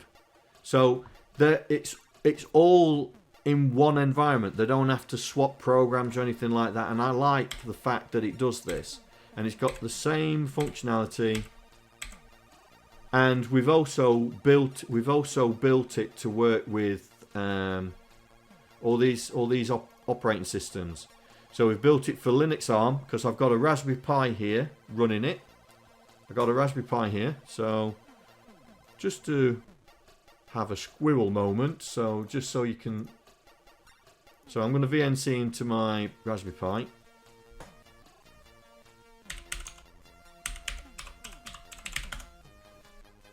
So there's the Raspberry Pi. So program. We'll load VS Code on the Pi. Terminal. Well, go wait for it to load everything first. Hang on. There we go. Run. So there's two options they can do. They can assemble or they can launch the simulator. But we can launch the simulator and it does exactly the same thing. So it assembles that code and then spits it into our new simulator. There you go. And that's running in on the Raspberry Pi. So we've covered near enough every operating system. So the book will be operating system independent. So we're hoping that I'm not going to get people saying, oh, it's, you know, you've been building this on Windows, it doesn't work on Linux. Well, this does. And hopefully it works on Mac OS. We've got a couple of people testing, hopefully, the Mac version as well. So that's what we've been doing. But I had a bit of a disaster this morning because I had a 7-hour stream last night. Didn't finish until 4 AM, I think it was, my time. And then this morning I was rushing about and then I deleted the code by accident. And I lost it. So I had a backup that was 4 days old, so we'd lost 4 days worth of coding. So we've done 4 days worth of coding in what I've been running 2 hours and another 2 hours before that because I did it offline. So yeah, that's what we're trying to do. So we're writing the book. That's not the one. I keep forgetting where I put the book. Is it up one? Yeah, books. Here we go. So this is the book we're writing. So it's 70 something pages at the moment. Go away. 70 something pages, but we are basically talking about the instructions and what they do. Yeah. So and then hopefully this will be a resource for the beginner, not the advanced person, but a beginner who wants to get into 6502. There will be a brand new book that explains all things 6502. So we're going to use Visual Studio, like I said. we originally was going to use the C64 debugger, but we've moved away from that. It's too complicated for a newbie. And so hopefully our little simulator will work. And yeah, so as you can see, that explains the Git, yeah. Alright. So that's what we're doing. And so hopefully this book will get finished sometime soon. Now we've got the simulator, I can start doing the exercises and everything. I can start doing the exercises and get the screenshots and everything and get the instructions all set out and everything. And then hopefully we'll have a book at the end of it. That it will be donations to get the book, unless somebody says we need to publish it on Amazon or something like that. Then it'll have to cost. It'll have to cost. But that's what we're doing. So you've just caught us at the back end because it's. I think we've got it finished. Well, we've got it finished in a point where we can test it anyway. So we've got some functions in there. Next is next instruction. We can set some memory. So let's set some memory, and there you are. It's gone and set that memory in there.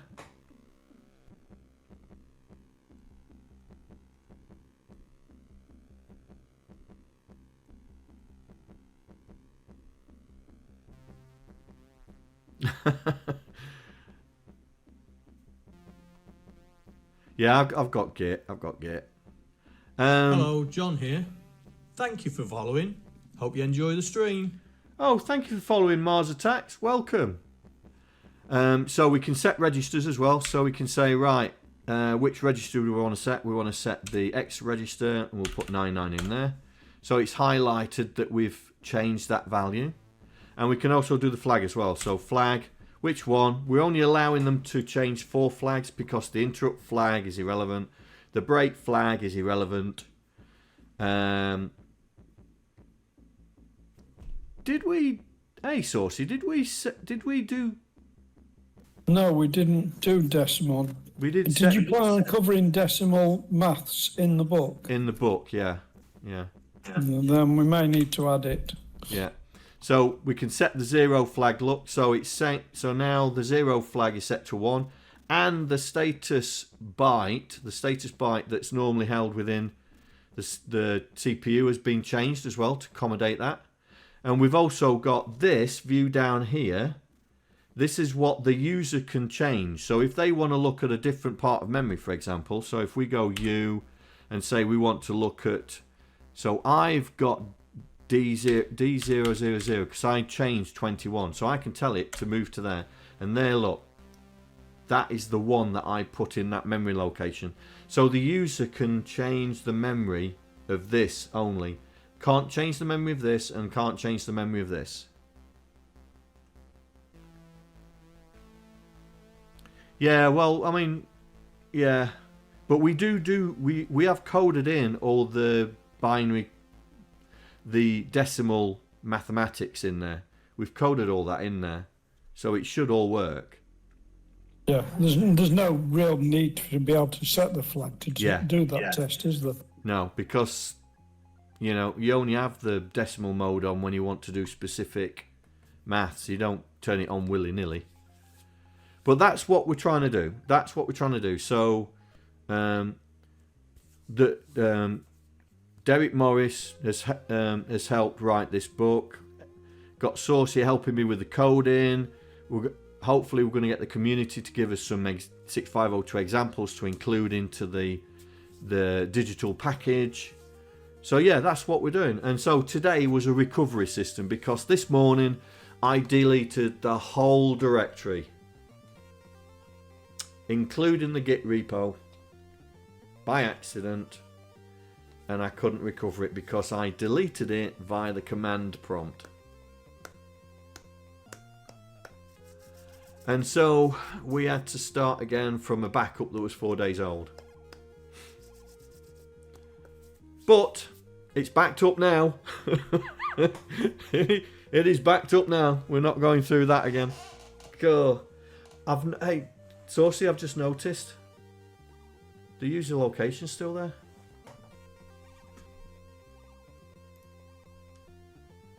Yeah, you didn't clear it. Didn't clear it out, did we?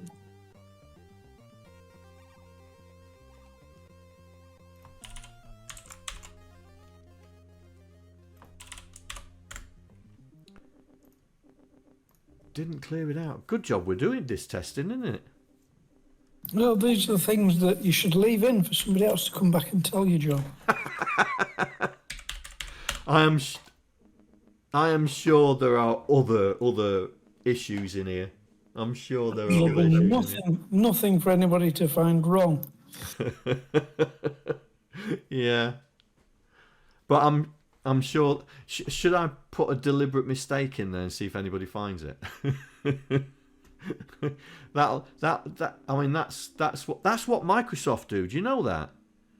When they release software and it's full of bugs, they're making sure that we're using it properly. Ah, so it's all done deliberately. It's not. Yeah, it's all done deliberately. Well, that explains why Excel's so garbage. Right, let's see if this works, yeah? Magenta, right. So that should change all the titles.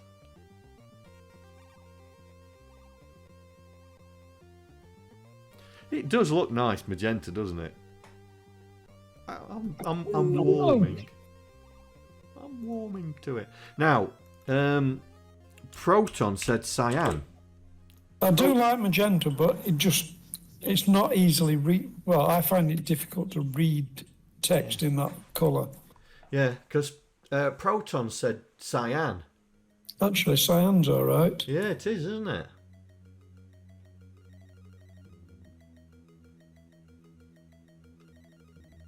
Yeah, it is. So, yeah. So, basically, we'll just we'll have a vote on what colour to put in. So, we can't use red, we can't use green, can't use blue.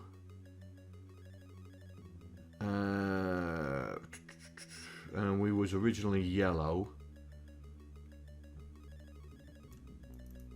We don't have a massive amount of choice, really. No.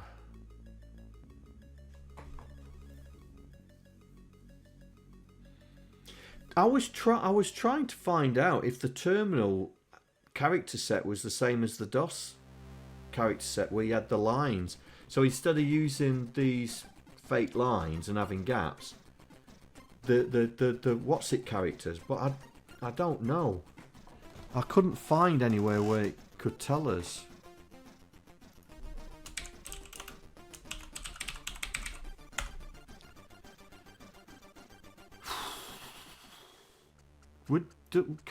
Can we use these characters in the console, in the terminal? These fellas here.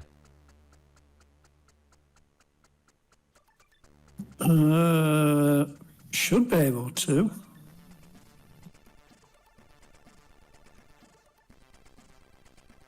How do we do it then? How do we get that? How do we get that code in there? Probably by putting character code on, like the old basic character string brackets number, whatever the C# equivalent is. Console understands UTF-8. Hello, John here. Thank you for following. Hope you enjoy the stream. Hello, Pippenbrook Andre, welcome. Say that again, Saucy. How do we put the character in? I'm just Hello, looking John it up. here. Thank you for following.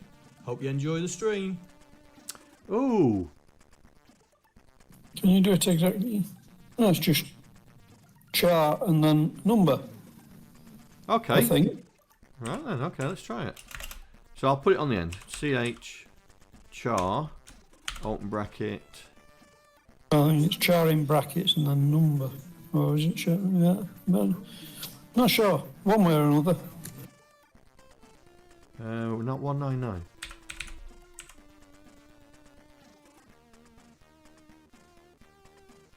If it works, you can just build a string with full of them and print it. Try char in brackets and then 199. Yeah. Oh, I did. I was just wondering if there was. You know, like when you change into a U short. Yeah. Exactly. Oh, you mean 199 and then do char like that? No, brackets char. Yeah. Alright. Yeah. Let's see if the goodbye message has 199, which is a double line with a kink in it. X. Oh, it's put in. It's put that in. What the hell's that?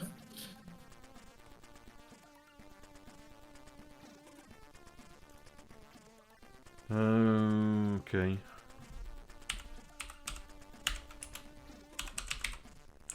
Let's have a look at UTF-8 char set.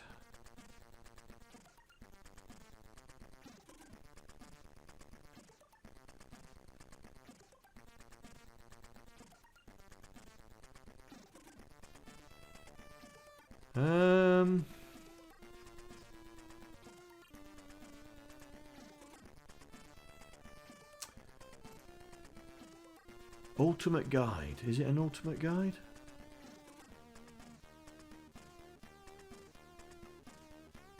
Well, that's only got 128 characters in there. Not. Yeah, it looks like it might only have 128 characters. Yeah.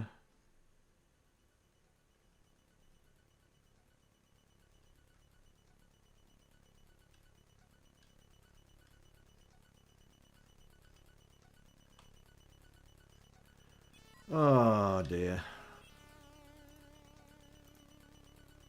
It was worth the try. I just wanted the lines looking better. Hold on. Use extended ASCII character set in C#.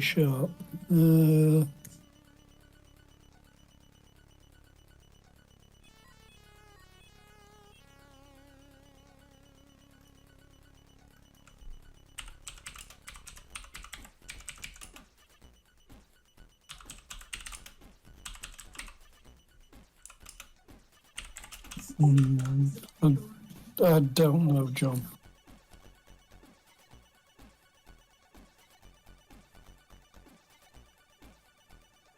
Yeah. Oh, hang on.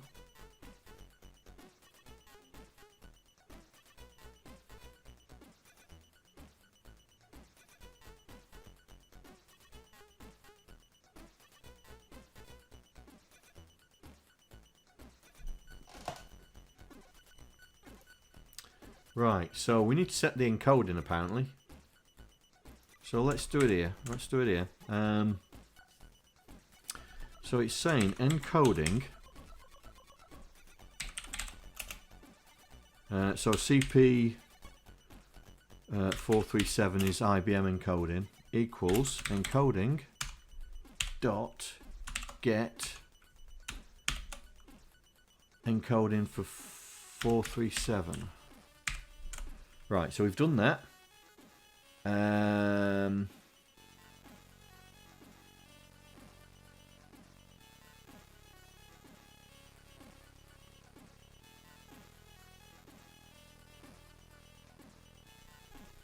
John, I should fix the rotation of the O. It takes an extra step to K.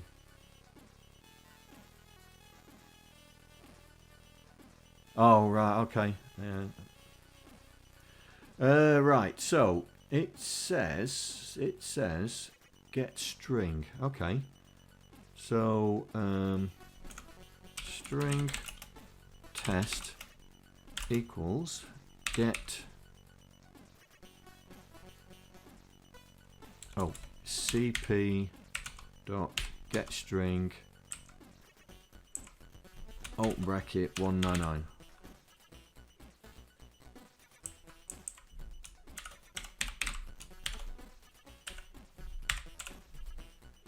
Well, that's not Right then.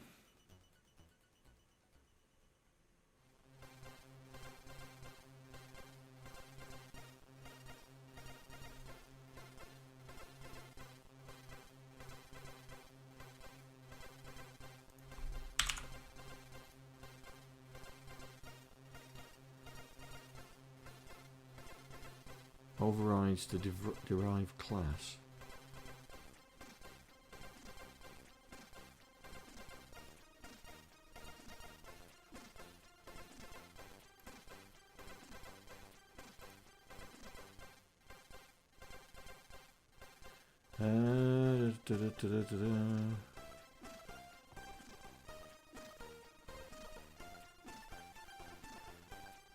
You know, some of these sites where they put solutions on don't actually have a solution. Well, they have one that's 15 years ago and no longer valid. Yeah.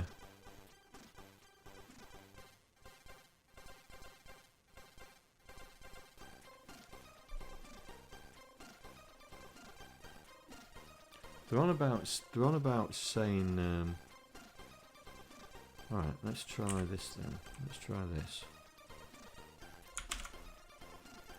Will that like that? Or do I need to do this?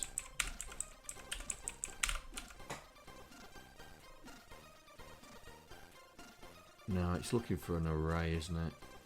It's looking for... Yeah. It's looking for a pointer, but they don't talk about a pointer.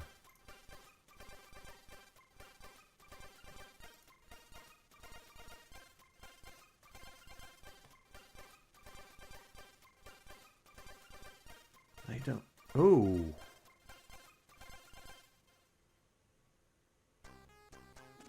Oh, hang on, what's this?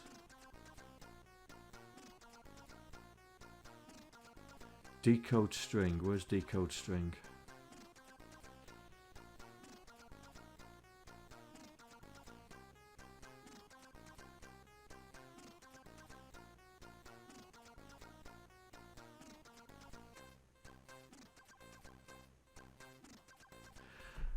Oh, right. So you have to... Okay, so you have to put... Oh, it's an array.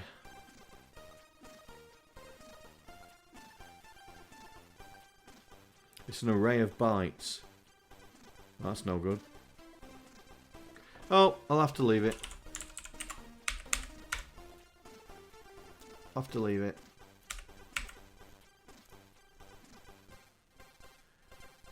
I want to put the things in.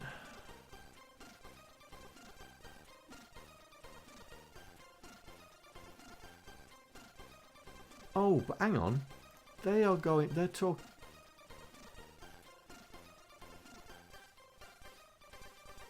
Right, they're talking about doing this. They're talking about doing this. You. So, 0199.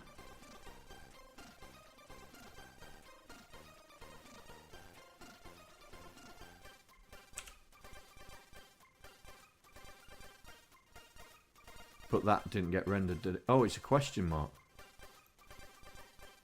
Oh, that rendered a question mark. Well, that's not an extended character. No. Not the one you wanted, it is.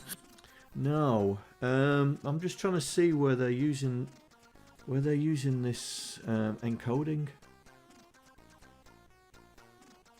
Create an ASCII encoding, but you don't use... Right. They don't use it.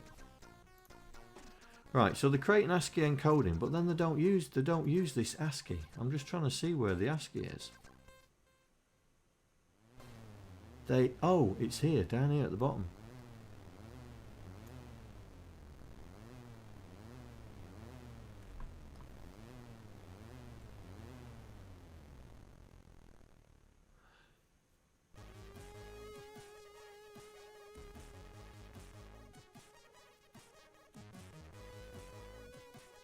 Yeah, unfortunately, because we're using the console, we're restricted with the colours. But yeah, it would have been nice to, but we've not based it around any machine, because they could use it. It could be used for learning 6502 on the NES. It could be used for Atari. It's just basically the 6502 that we're using. So, extended. Let me try that 03A. Is that 03A3? Yeah. Oh, so it's hex. So have I put 10199 and it's meant to be hex?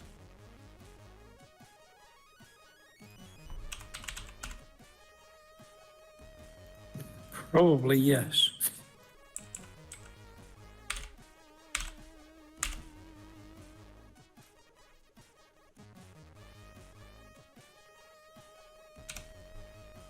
Ah, so it is.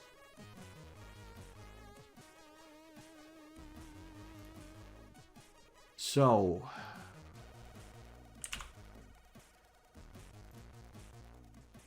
C7's a weird C with the thing on it.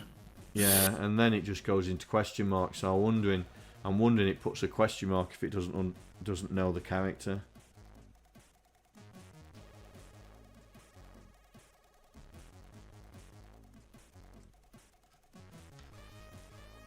Oh well, it was worth the investigate. We'll have to live with the DOS style interface. Right, I need to change that because dark yellow is doing me head in. Yellow or cyan. We'll leave it as yellow because that's how we've just sent it out, isn't it? It is. Anyway, so the one I've just sent out, it's got the bug for the user interface, so we'll see if people are playing with that. Yeah.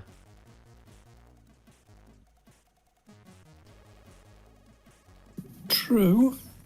Yeah. Right, so we've got it to inject. I haven't tested the inject, have I? Because this program is the same. Let's change this program. Hang on. What have we not used? Right, let's do LDA 88.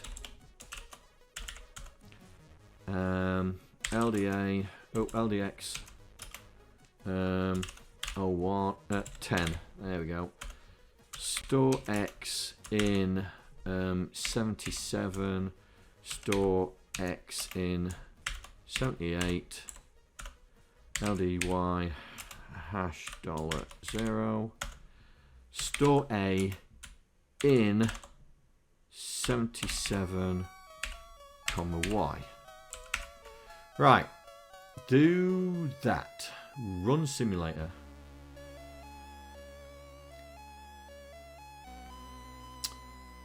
Right, so 77's here. So I'm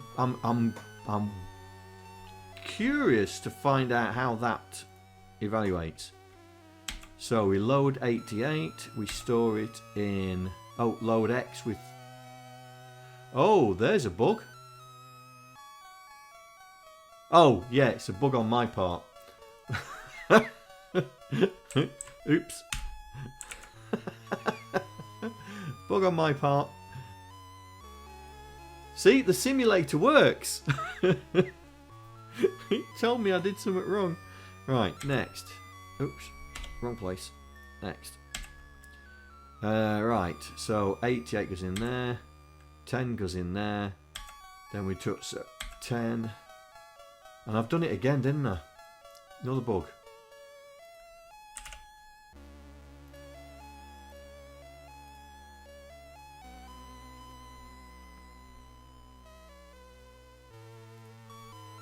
Next.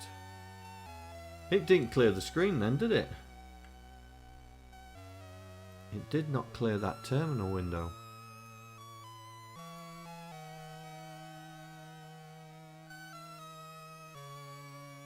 But it does it then. That must be a thing with... Right, next. Right, 10 in there. Store 10 in 77. Store 10 in 78. Load Y with 0. And store 88 in 1010. So this is going to read a lot of places.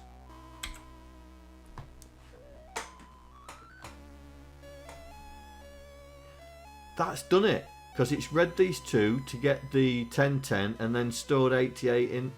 Yes! These are the sort of tests that we need to be doing. Well, you need a different number in Y to make sure it's actually adding it. Yeah. Let's do that. But yeah, it's all valid. Let's do that.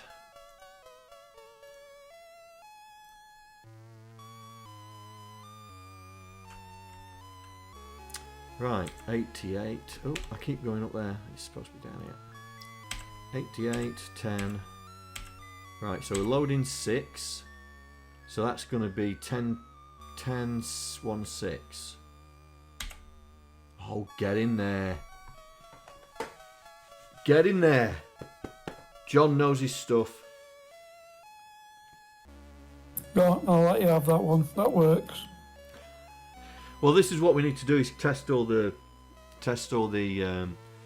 instructions, make sure they all work. And if anybody thinks of anything that will be useful in terms of the book, then we'll put it in. Right. Okay, guys, I am not doing another 4-hour stream ever. 7-hour stream again, and staying up until 4 AM. So what I'm going to do is I'm going to say thank you very much, Saucy. Thank you very much for your help, mate. You're welcome, mate. I'm just glad we've got it back together. Yeah, and it's backed up this time. And thank you very much, everybody, for joining. Let's see, is there anybody worth raiding? Anybody worth raiding?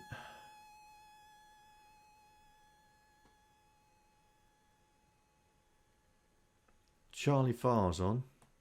Anybody got a person that could be raided? Charlie Farr's on, but that's all I've got in my list. If not, we'll go with Charlie and we'll say hi to Charlie. Alright then, guys. Well, thank you very much. Please stay behind and give Charlie some love, and I will see you tomorrow, maybe. Take care. Maybe. All right. Cheers. Later. Bye.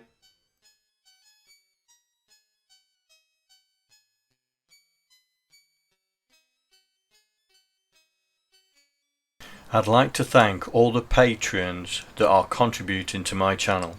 Without you guys, I wouldn't be able to do what I'm doing right now. Thank you very much.